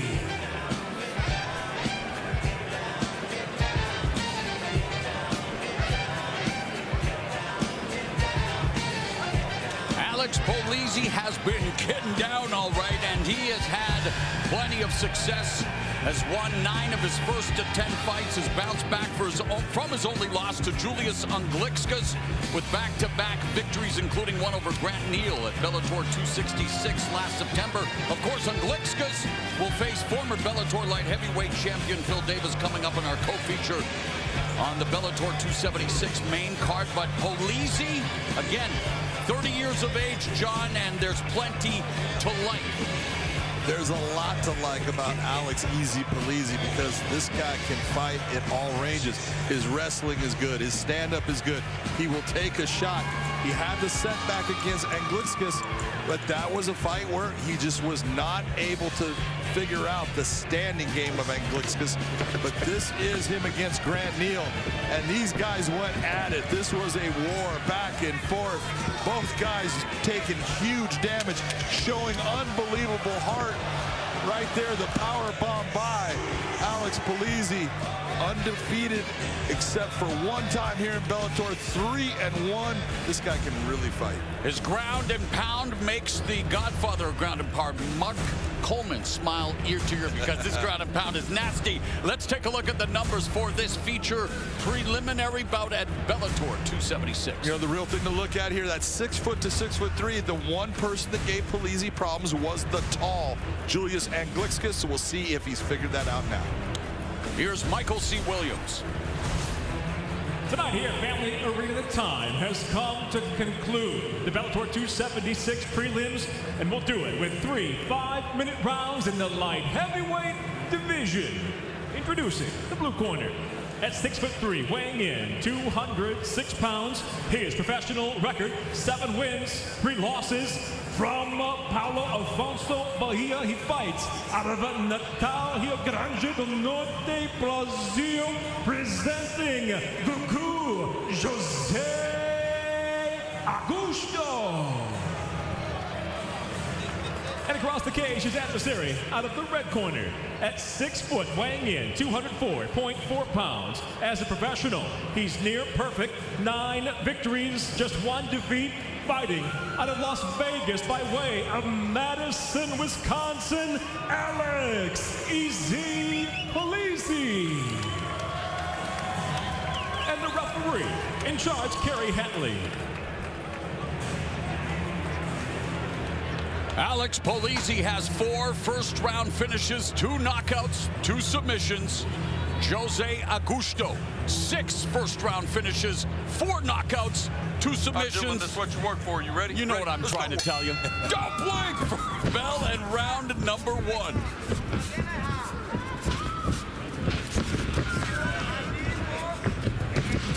And there, a right hand that cracked the jaw of Polizzi, and Polizzi ate it like it was nothing. Yeah, but it definitely got his attention, and he cannot take a whole bunch of shots like that because that was just past his guard. And you heard the noticeable thwack. Yeah, you heard it because it landed. And now the sprawl by Augusto defending the takedown attempt of Polizzi, who went the takedown route after tasting the power of Augusto. And you saw that sprawl, and you saw Polizzi's head get smashed into the canvas. That did not feel good. Coming up on an Iranian lift. Beautiful job by Polizzi. Looks like he's going to do it more. He tried for Pururesu move, but instead ends up side control on Augusto. And Polizzi turning things around in a hurry. And Polizzi utilizing that wrestling base to say, you know what, I'm not going to be in the stand-up with this guy. He hits too hard. Let me take this where I feel more comfortable. And that's where he's at on the ground right now in a beautiful side control position. Fighting out of Beloit, Wisconsin, Polizzi, with the most celebrated high school wrestler at Beloit Memorial High, went on to be a 3-time NCAA qualifier at Northwestern University. But he's hoping to show that he's not just a one-dimensional fighter. Minute and a half gone here in the opening round. And Gugu trying to control that arm with his legs and stuff. He's going to have to figure out, he's going to have to let go of that now. Just start to work yourself at least back to a half guard, then get to full guard. Right now, Polizzi's in his world. This is where he feels comfortable. And he has to make the most out of this dominant position from side control. Augusto trying to explode his hips. And there's the knee on belly right into full mount, but a nice sweep by Augusto. Beautiful timing by Jose Augusto to take that, sweep him over. And that's what happens when you go to mount. Many times, guys don't want to go to mount because of that very scenario, that same scenario right there that you just saw. Muay Thai plum, and then the elbow across the face of Polizzi. Augusto delivering some high-octane offense early here in the opening round. Yeah, look, Augusto in the stand-up. He's got power in his hands, and he does. He's got a good Muay Thai plum, but he cannot allow Polizzi to get into his legs. If Polizzi's able to get to his legs, he's going to put him on his butt like you're seeing right here. He cannot lay flat down. He needs to put himself back with his back up against that cage and utilize that cage as a balance point to get himself back to his feet. Augusto did his homework, telling us he knows that Polizzi relentless on his pursuit of the takedown. Polizzi back in mount. And Polizzi looking to make the most of the full mount position. Wants to deliver that nasty ground and pound that he's known for, but Augusto doing a good job. Well, was doing a good job of controlling posture until now. Augusto needs to figure out if he's going to push off of that cage. He needs to buck those hips and get that weight going forward with Polizzi, but he's got to at least take away one of those posting arms. Augusto, winner of 5 of his last 6 again. Losing to Anthony Rumble Johnson last May. Polizzi is looking to extend his win streak to 3, but Augusto actually, John, doing a good job of really minimizing damage from full mount for the most part. And he's starting to eat it now because he's pushing off. He's taking his hands and he's opening up his face to put his hands on hips to try to push Polizzi back. The second time he did it, Polizzi had already figured out, okay, I'm waiting for it. And here Polizzi again looking to go once again to full mount right now. Could just from this back now, ground and pound and looking to put the hooks in. Alex Polizzi, who does have a rear naked choke submission win, but he's content on delivering damage from mount. Well, he's delivering some big shots at times. Some of those are getting through. Augusto's been able to block some, but a lot of those shots did get through. Polizzi's putting it on him right now.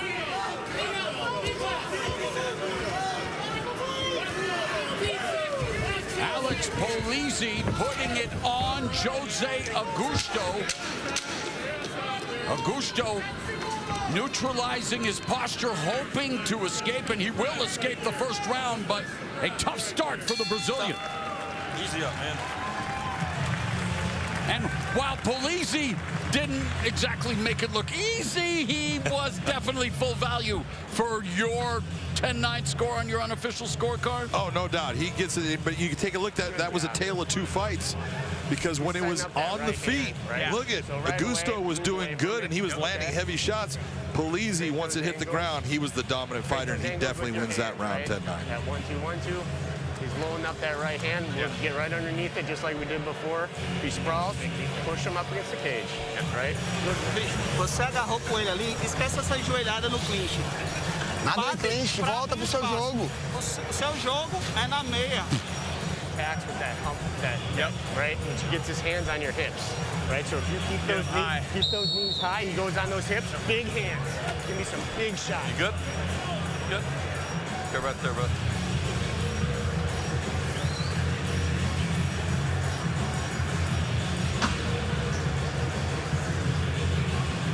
Polizzi's a corner addressing what he should do if Augusto gets back to trying to push on the hips to get out of that mount position. Bell and round number 2. Alex Polizzi, Jose Augusto. Oh, heavyweight division! Augusto nails Polizzi! What a knee! And Polizzi desperate to remain alive. Polizzi's back on his feet, but for how long? Augusto ambushing Polizzi, and it all began with a nasty knee. That was a huge knee that he landed. And right now he's making the mistake of allowing Polizzi to get a hold of him and hold on and take away all of that beautiful work. Augusto laying flat on his back, kind of gassed himself a little bit, trying to get rid of Polizzi. And Augusto's opened up a cut on Polizzi, blasting him with a knee that somehow now has Polizzi in side control on Augusto. You can, Polizzi is still hurt. Look at him falling right off of Augusto there. He took a huge knee and then he took a big shot. Oh, and a bad elbow strike, and Augusto measuring up Polizzi. Wow, the fact that Polizzi is still trying to defend. Augusto just not a good fight IQ. He should have backed off, made Polizzi get to his feet. He has dominated this fight on the feet. That was a big shot. Polizzi's hurt. This is allowing Polizzi to recover. This is good for him. Plasma staining the canvas. Augusto fishing for a submission from his back. Go for the arm. Looking for that arm bar. He lost it. Looking for his first arm bar submission win. Got to extend the hips. You don't just pull on the arm. Extend the hips. Hips are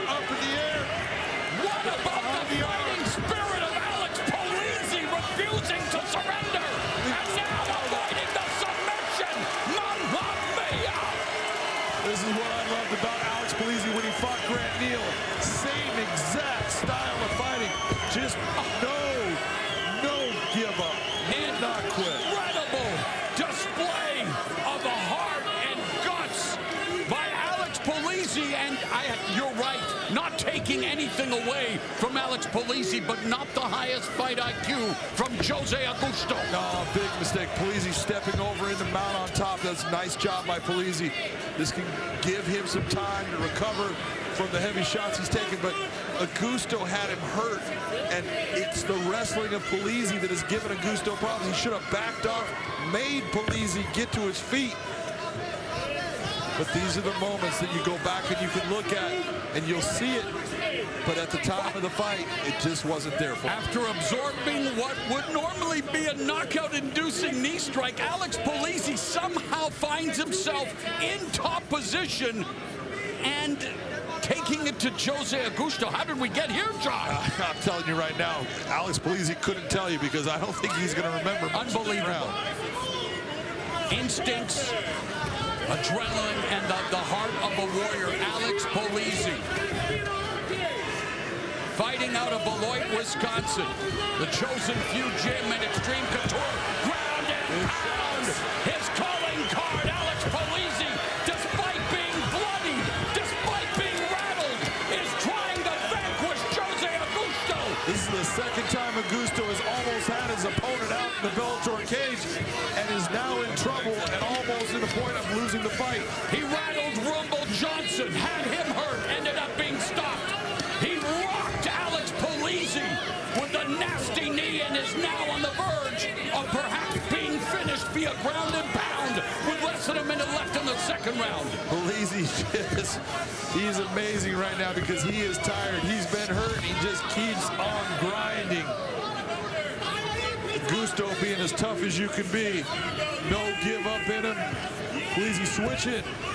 Man, Polizzi's just having his way with Augusto on the ground despite being nailed upstairs. Mo, you're so right. He is just having his way. He is moving around on him. Oh, nasty elbows to the rib cage of Augusto.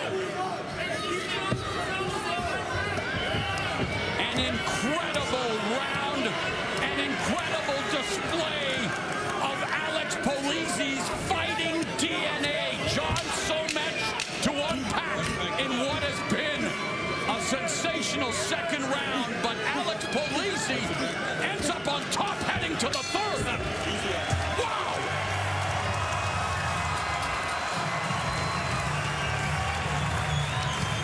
Like you said, Alex Polizzi might not remember a lot of it, but what a memorable middle frame for Polizzi.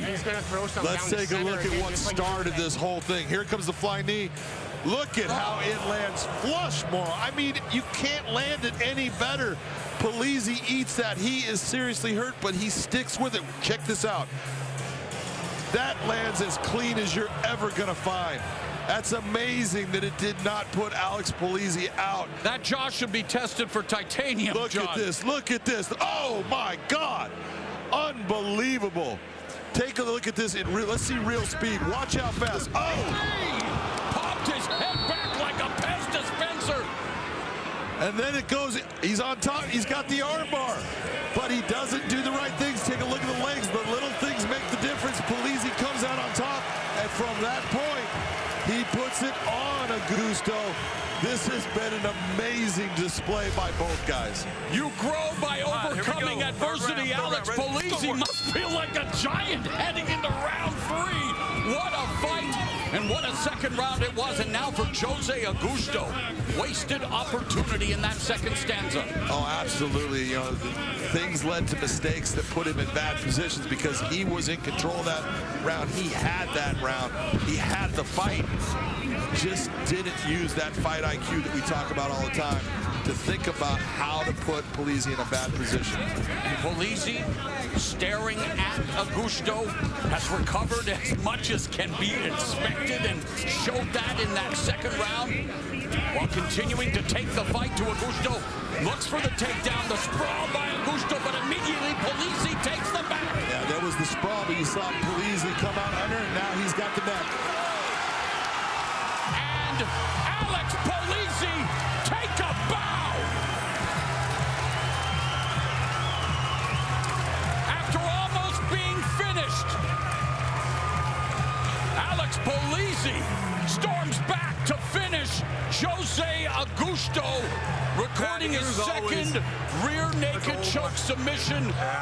His 5th submission win overall. He is now 10-1 with 8 finishes. None more memorable than this one. Oh, this is a fight they will talk about for a long time. This is that last round.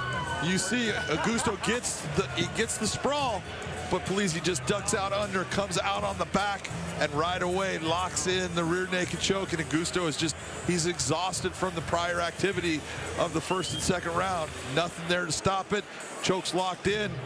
That's a beautiful win by Alex Polizzi. Amazing. And the 3rd time that Augusto's forced to tap as we look at Polizzi's corner. Maybe let's stretch him out. He's stretching. There you go. Oh, good. The ebb and flow of mixed martial arts, one of the reasons why it is arguably the greatest show on earth, John. I mean, it's incredible what we witnessed tonight, courtesy of Alex Polizzi and Jose Augusto. I mean, yeah. What do you say when you got a guy who's had a fight against Anthony Rumble Johnson where he knocks him out? Almost knocks out the verge of victory right there. Hard luck, hard knocks. Look at this is the one. This is it. Look at he's got Rumble Johnson on stanky legs. He has got him almost out, and he was unable to finish that based upon he just couldn't get Rumble out of that fight with another shot. And then Rumble ends up putting him out with that. And Polizzi, in a weird way, has come back and done the same thing. Look at that flying knee. This was tonight. He had that. That was a huge shot.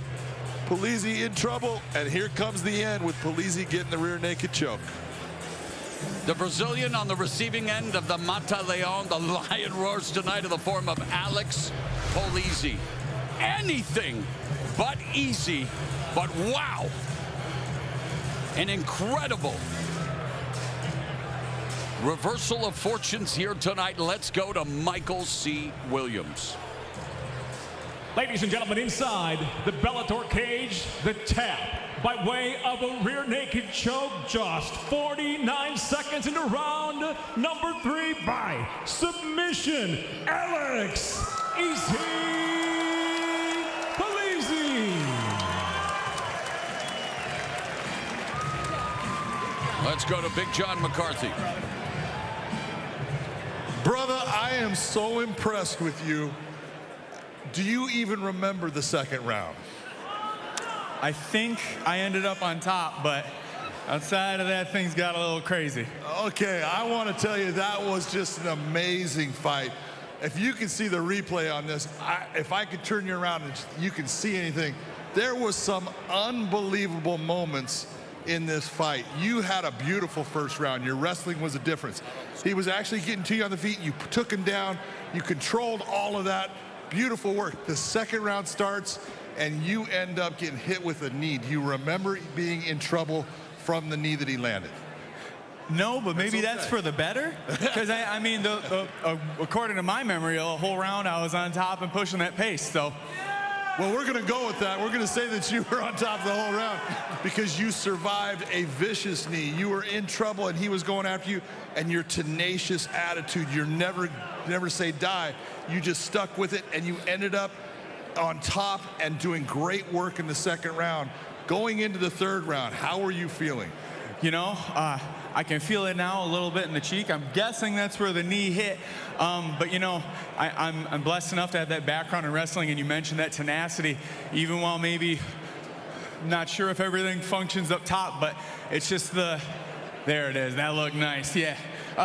Even then, you get a little bit of the reflexes of the body still working and going, doing what they're supposed to be doing, keeping me in control, keeping me in the fight. So really glad to be here, really glad to earn that W. That was a huge win. The rear naked choke finally putting an end to it. But I want to tell you, one of the best fights I've ever seen by someone. Showed incredible heart.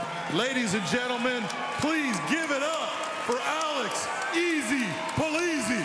Heady praise from a man who's seen it all, Big John McCarthy, and I echo his sentiments. An incredible performance by Alex Polizzi to put the cap on the Bellator 276 prelims. Let's go back to the fight desk. Man, Maura, what high praise, Josh, from Big John. They're one of the best fights he has ever seen. John has seen it all, and John, that was incredible. John's as old as dirt, so he's been around forever. He's seen all of these things. No, look, the bottom line is, they call him easy, but he didn't make it easy tonight. But his fight IQ is what got him through this fight.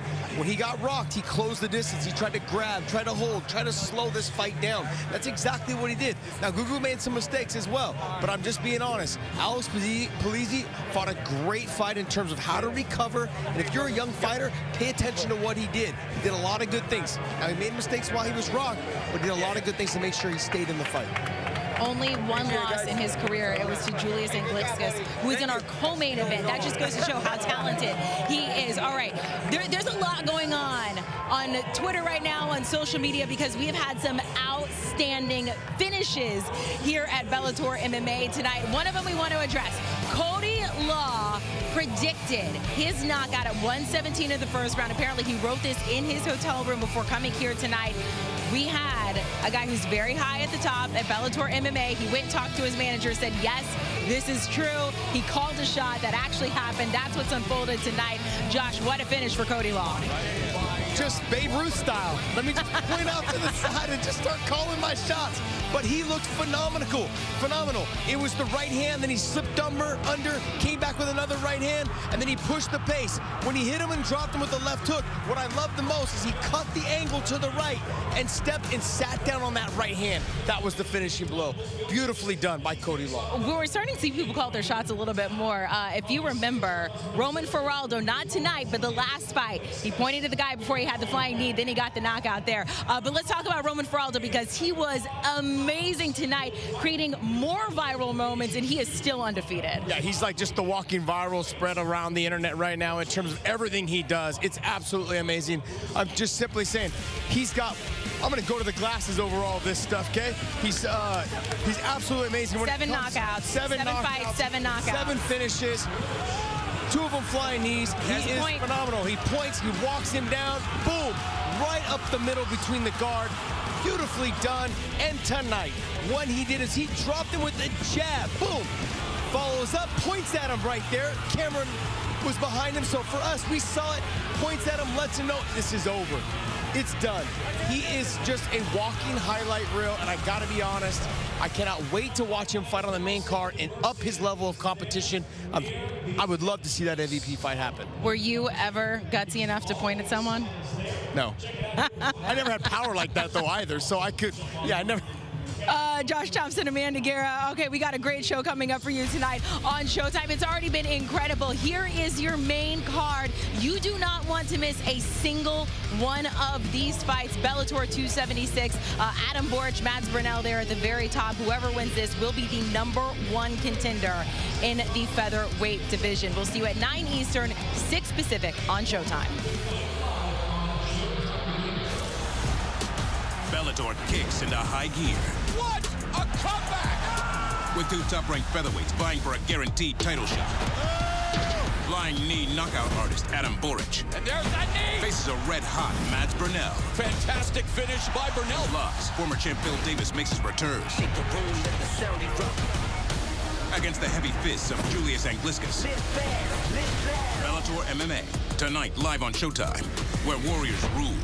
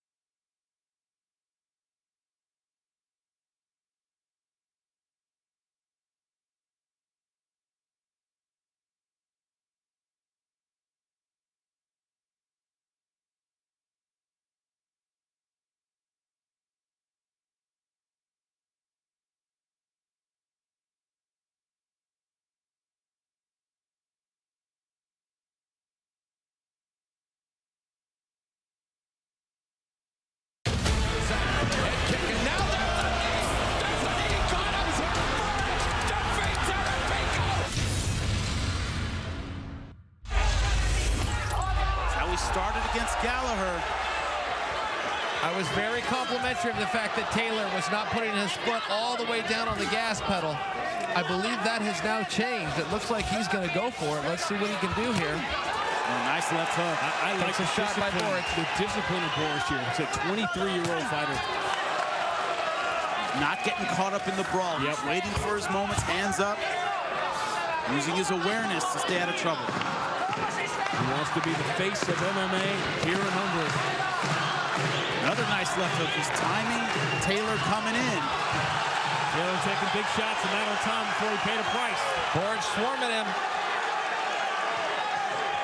On his back, he's going to throw some punches.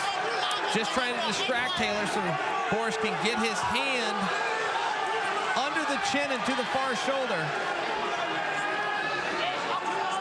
Right now, Borics' hips are squarely behind Taylor. He's got that hand under. Taylor in deep trouble, and we're done. That was a crank. Silva does a great job of coming forward, ducking under, and then finishing with that left. Yeah, nice. Beautiful change of levels by Silva getting down there. He had a nice combination to open up Borics, then change level, but he's in trouble here. Borics has got great position. He's got that in time. That's tight, Mike. And it's all over! Adam Borics with the submission victory! Wow! And Curran didn't really get hurt. He got dropped. Not hurt. He's clamped down on the left arm with his arm and controlling the wrist. There's some hammer fist by Borics. Less than 30 seconds left in the round. Borics looking to close the show. Curran shutting up, blocking. Hammer fist by Borics. And Curran, the veteran, trying to neutralize the youngster, trying to survive the round. Curran blocking a lot of those blows, but some of them are getting through. A lot of them are getting through, but now the wing blocking. Back of it, Pat. Keep moving. And Borics just drop beating on Curran. Here comes Adam Borics' flying knee. Watch him bring that left knee up. Boom. It touches him. I don't think it hurt him that bad, but he was already being pushed back. You see the heavy elbows down here. He started to change what Pat Curran was doing. Then he becomes nothing more than a guy accepting damage. And that's why you hear Frank Trigg say you got to fight back. He doesn't see it, and he made up his mind that he was stopping the fight just as the bell rang. Coming up next after the main event. Oh, all right, that hurt me. Wow, that right there, man, that hurts, and the damage it's doing. Oh,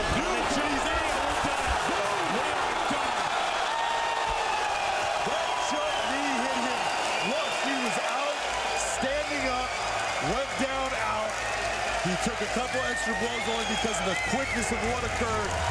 What an unbelievable finish by Adam Borics. Boom, look at that knee. As soon as it connected, he was out. Switches, boom, right behind the ear. Beautiful knockout by Adam Borics. What an explosion. Remaining in the second round, and Borics is going to have to try to find a way to get back to his feet and create separation. He does need to create separation. He's all over him like a spray tan.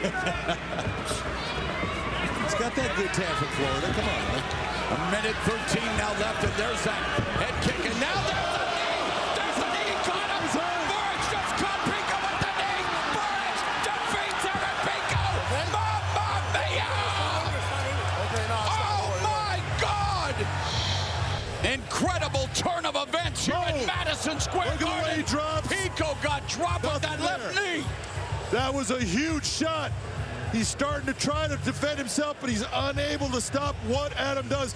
That shot right there, look at his arms. Flops down, he is out at that moment. Are you kidding me? And a lightning strike comes from behind with unbelievable. All right, gentlemen, this is what it's all about. You ready to go? You ready to go? Let's go to war, come on. The bell in round number one. Joe Warren in the black trunks, the champion. Joe Soto in the white trunks. Kerry Hatley is the referee. Bellator history being made tonight here at the Majestic Theater in San Antonio, Texas. The first ever defense of a Bellator world title for Bellator by winning the Season 1 tournament. Good left by Soto, good right over the top. And Soto really showing his dominance in the boxing. Doing a little Diaz impression, throwing his hands up. Good left by Soto. Oh, another good left. Warren turns his back. He has a bad habit of doing that. He did that against Pitbull. Watch the back of the head. Watch the back of the head. Soto getting off with his shots. Man, Soto just oozing confidence right now. Another good left. Stiff left jab by Joe Soto. Warren reaching with his takedown. Oh, good uppercut. Warren takes a big step backwards. One-way traffic at the moment for the champion, Joe Soto. Soto cannot play here, though. If he gets Warren hurt, he has to finish him. We saw against Pitbull how badly he was hurt, and he came back. Soto can't make the same mistake. Another good left and a right. This is Huge uppercut. This is a boxing mismatch. Joe Soto is having his way now with Joe Warren. By his own admission, he will tell you he's not going to win a 25-minute stand-up fight. He might not win a 5-minute stand-up fight, Sean. He is taking a beating here. Another big uppercut with the right by Soto. You see, when Joe's in trouble, he starts reaching. He goes back to his Greco-Roman wrestling. He doesn't move his head. He doesn't have the boxing instincts to box defensively.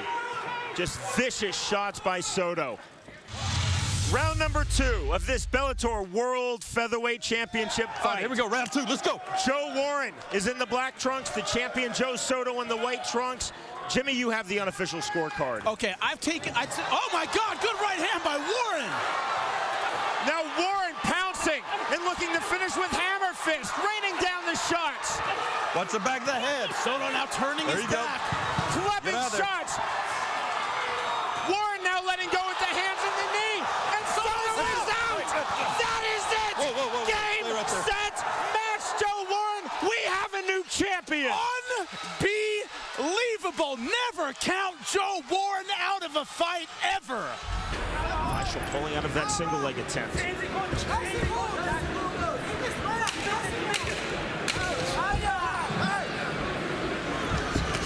Good nice right hand. Marshall opening up his striking. There's another big shot.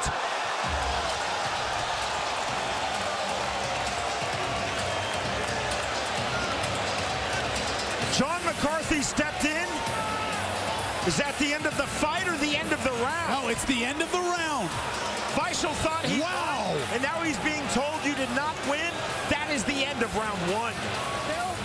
But Pitbull right now does not know where he is. Almost finished by Daniel Feischl at the end of the first round. Unbelievable. McCarthy clearly stepped in after the bell to indicate round 1. But again, Feischl, he couldn't hear the bell just like we couldn't hear it. He thought he won the fight. That Pitbull did not have his legs under him at the start of this round. He's got to take time to clear his head. Great replay from our outstanding crew, and you heard the bell clearly. I think that was a good non-call by John McCarthy.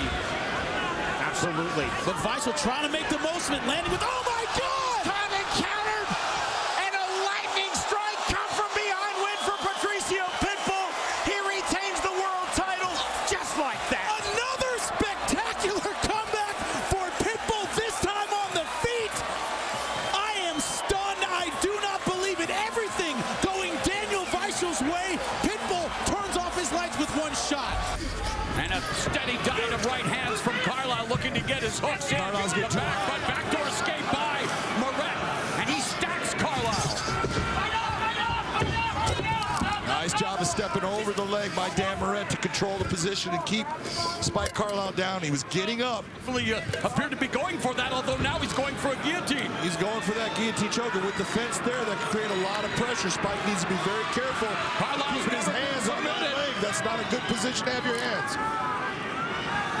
7 of Moret's 15 wins have been via submission, including a guillotine choke, but Carlisle, blood now as well on the body of Carlisle as Moret continues to go for the submission. Moret's going for that submission. He keeps driving him back, but Carlisle's out of it. Nice knee to the body by Dan Moret. Resiliency by Carlisle. Final 60 seconds of what has been a frenetic first round. One in which Dan Moret has had the advantage of Moret landing that left crosses. Carlisle crushing space, but then just swinging wildly. Yeah. Oh, nice high kick by Moret. He went for the elbow that just missed there, looks for the takedown. And Moret looks for the guillotine. Going back to the guillotine, that's on tight. It's got 8 seconds to survive. It's put a lot of pressure on it. Spike's okay. The first 5 minutes now. Let's see how well his conditioning is as he gets tagged by Moret. Knee, and again, furious exchange to kick off round 2. Both guys get a little wild there. Dan Moret in a position, he lands a shot, but then comes in too quick. Spike counters, lands a clean shot. Carlisle able to take a little bit of the sting off, but then the kick in a series of punches. Moret on the attack. He's getting tired of those kicks. On the knee as Carlisle was going for the takedown. Kicks have landed to the body. Carlisle sucking air right now. Moret needs to keep on pushing the pace. And Moret tags Carlisle, backs him up, front kick to the face. Look, the kicks of Moret have been a big difference maker in this fight. Be it to the leg, to the body, or to the head. He needs to go back to using those kicks. They've been very effective in damaging Spike Carlisle. Remember, Carlisle, 11 of his 12 wins via finish, and there was an elbow strike. Big shots to the body. That hurt his shot, dropping Carlisle. Left hand across the temple. Uppercut by Carlisle. Uppercut as Moret jumped in.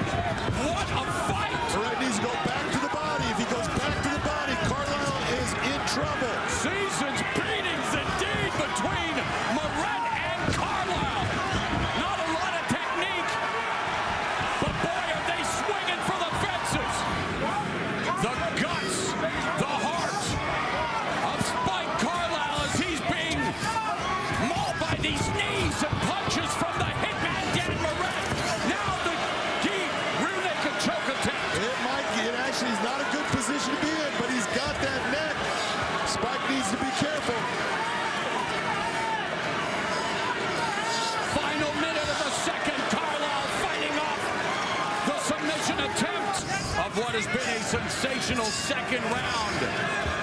Carlisle desperately trying to stay in the fight, even going up for a half-hearted submission attempt. You cannot question the heart of Spike Carlisle, but let's not discount the dominance of Dan Moret. Absolutely right, Moro. It was a dominant round. Carlisle making his Bellator MMA debut on short notice in the blue gloves. Will have to pull out something almost as dramatic as his entrance to the Bellator MMA cage against Dan the Hitman Moret, who has been outstriking Carlisle up to this point. Definitely has been. Oh, nice. Nice straight left hand. The left hook and right by Carlisle.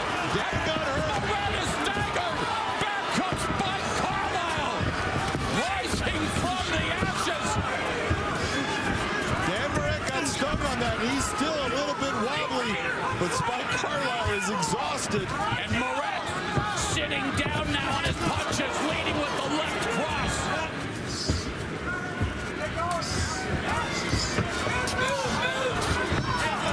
Already making everyone's favorite month of December a month to remember. What a scrap, John. Dan Moret, Spike Carlisle, they've been going at it like this since the opening round. Oh, since the very first time they touched gloves. Spike's going down to the ground. Smart move by Dan Moret. Take your time, get position, and just start wearing on him.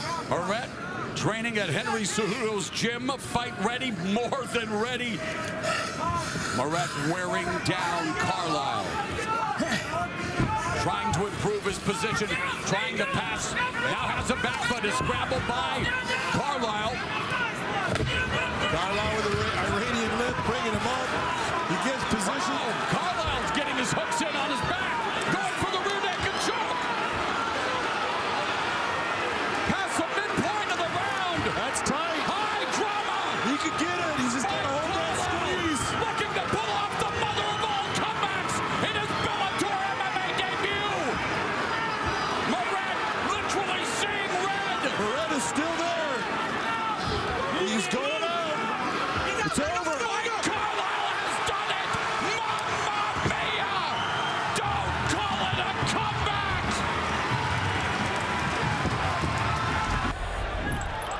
Opening round for Quealy, Josh, in your book. 100%. Oh, there's a kick from Scott.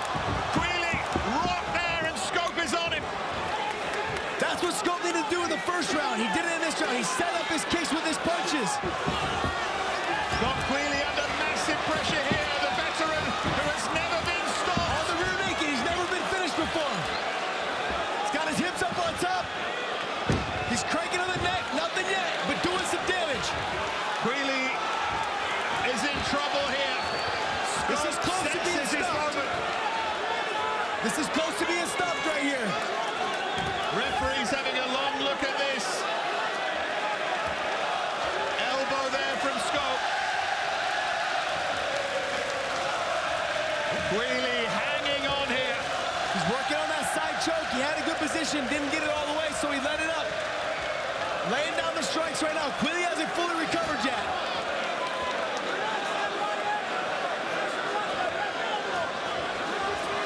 Scope doing a good job now, picking and choosing his shots. What last thing you want to do is try to tire yourself out, trying to get the finish and then not get it. Someone like Queally would come back. Long time left in the round as well, which is bad news for Queally. Scope continues that ground and pound and the hammer fist, and he again looks to get into position for the finish. Set up that side choke again. Oh, he let it go. He's still in that mounted position. He's trying to frame him away with the face, trying to land the strikes. He's keeping his knees pinched tight so Queally can't roll side to side and start to work on the escape. Trying to wear Queally down.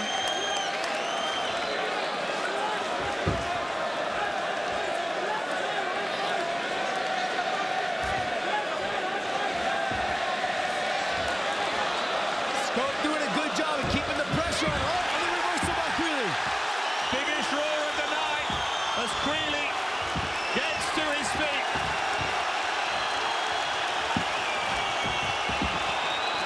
This is what I was talking about. Scope did a lot of work trying to get the finish. How tired is he now? Now Queally's looking for the finish. Scope is home. And Queally, in the most dramatic fashion, turns it round and wins. You saw that Daly blocked it, but he felt it too. Oh, and Omasi tags Daly with the right hand, and Omasi all over Semtex Daly. Omasi detonating these bombs on Daly. Omasi looking for his 7th first-round knockout, and it was Daly weathering the storm for now, but not for long. Big shot by Omasi. We have seen Daly do this to his opponents, but not many can do it to him. Omasi is landing big shots. That left hand just needs to be a jackhammer right now. Paul doesn't have the sense right now to block many shots. He's trying to hold on, trying to use that jiu-jitsu that he has gotten good at. He needs to slow the progression of Omasi down. Well, it was Sabaho Omasi who landed the first big bombs of this fight. And give credit to the 38-year-old Paul Daly. Again, 62nd professional fight. A lot of miles on the odometer, and he weathered the initial storm. Well, he's weathering the storm, but he's wearing that. So the experience, huge edge for Daly. Power, they both tasted each other's striking ability. They have both hurt each other. And total strikes landed, John. And take a look at that, 27. Oh, and Omasi's in trouble. Daly dropping the lefts, and Paul Daly defeats Sabaho Omasi here in round number 2. What a comeback for Paul Daly. Coming off a knockout victory over Kai Asakura last New Year's Eve, where he became a 2-time Rising champion as Pettis landed the right hand, avenging a knockout loss to Asakura. Standouts at flyweight at 125, but really coming into their own here, now at 135. You got to look at, Sergio Pettis has a win over the current UFC champion in bantamweights. And Horiguchi gets the takedown. That's what's important. It's not that Sergio does not know how to defend on the kicks. And Horiguchi has Pettis back. But it takes all of his offense in the stand-up away. Former K1 lightweight tournament runner-up Ren Hiramoto, who gave Pettis plenty of insight into Horiguchi, only 23 years of age. Duke Rufus, Pettis' coach, calls him one bad mofo. He's right about spinning back kick to the midsection, connects for Horiguchi. can he stop, mitigate the movement of Horiguchi? Well, what he's doing right now is right. He's not getting caught up in all the motion. He is being very tactical and very composed and tight, but he needs to stop as far as moving backwards. When you see him moving backwards, he cannot do that and win this fight. He needs to come forward, and he needs to create the angles by stepping where he believes Horiguchi wants to go. 1-2 by Horiguchi. Just like that. And the left hook. And there, Pettis with the kick. Always remains calm, stays true to his game plan, and gets knocked off his feet momentarily by Horiguchi. Beautiful low kick by Horiguchi. It's not that Pettis has not been in there with guys that have the same type of movement. It's the speed factor with that movement that creates the problems. And changes levels and gets the takedown on Pettis. Does it with just technique, beautiful technique. That's what he went to American Top Team for. And Pettis looking to get the omoplata on Horiguchi, but Horiguchi's a rusty veteran. He's got too much position right now, but he needs to be careful of that up kick again. And he's dropping the ground and pound on Pettis. Lands a right hand before snatching the waist. Bit of a stalemate here, a minute and a half left in the second. And there's a couple of right hands from the back by Horiguchi. And this is why you saw Pettis with that grip. That glove is like a big stopper on the end. It's very difficult to get your hand free, but once Horiguchi does, look at what he's doing. And he's trying to loosen up right there, John, as you saw. 20 seconds left in the round. And there's a right hand that lands for Horiguchi. It is his money shot jab. Lands for Pettis. Oh, nice check. Kick by Pettis. That was checked by Horiguchi. That was a beautiful check. And the spinning back fist misses for Pettis. That through 2 rounds, Pettis has landed a total of 9 strikes. A lot of volume. He's landed some heavy shots. Nice, clean left hand right there. Pettis needs to really start to open up. Horiguchi incredibly accurate. Landing at a 59% clip now. And again, attacking the leg and backpedaling. You're just not sure where he's going to go. There's a spinning back kick again. Scores for Horiguchi, and Pettis unable to get on track. And Horiguchi snatching the single. Pettis feeding him with a few right uppercuts. Horiguchi started that with that jab. It landed cleanly. See him riding him on his hip. Horiguchi transitioned so fast. Took the back, riding the position. Not that Pettis is in any problem as far as the submission right at this moment. Horiguchi just locks things in so fast, moves to where he wants, forces his opponent to go in the direction he wants, and then takes it. Nice job by Sergio Pettis to get himself out. Again, Horiguchi going downstairs with the kick. There's a counter right by Pettis. Unofficially, through 3 rounds, Sergio Pettis has yet to land in double digits in any round. That's amazing. He has dominated this fight. Right now, I have Sergio Pettis down by 3 rounds. Only 2 rounds left. That means that he needs to do something special in these next 2 rounds if he wants to walk away with that belt in hand. And we are not seeing the jab that Duke Rufus wanted Pettis to try to use to break Horiguchi's rhythm. And there's a jab from Horiguchi that lands.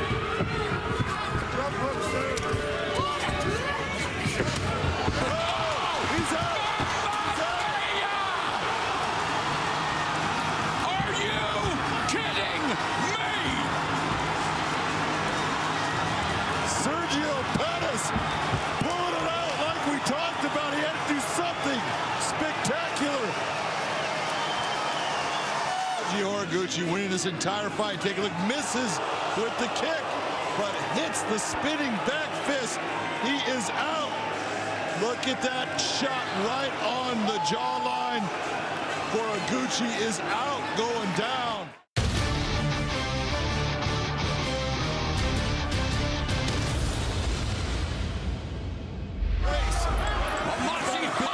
He's got the ability to get this. Hungry for victory. If he can clear that left leg, it will help him. He can change the angle and create more pressure than he did. There's the tap. Sullivan is doing an outstanding job. Heavy hip pressure. Doesn't have that hook right now, but it's a heavy hip pressure that's keeping Ben Parrish where he's at. A lot of damage done by Sullivan Colley in this round. This is exactly what you want to see out of him. Ben Parrish is going to have to start to move.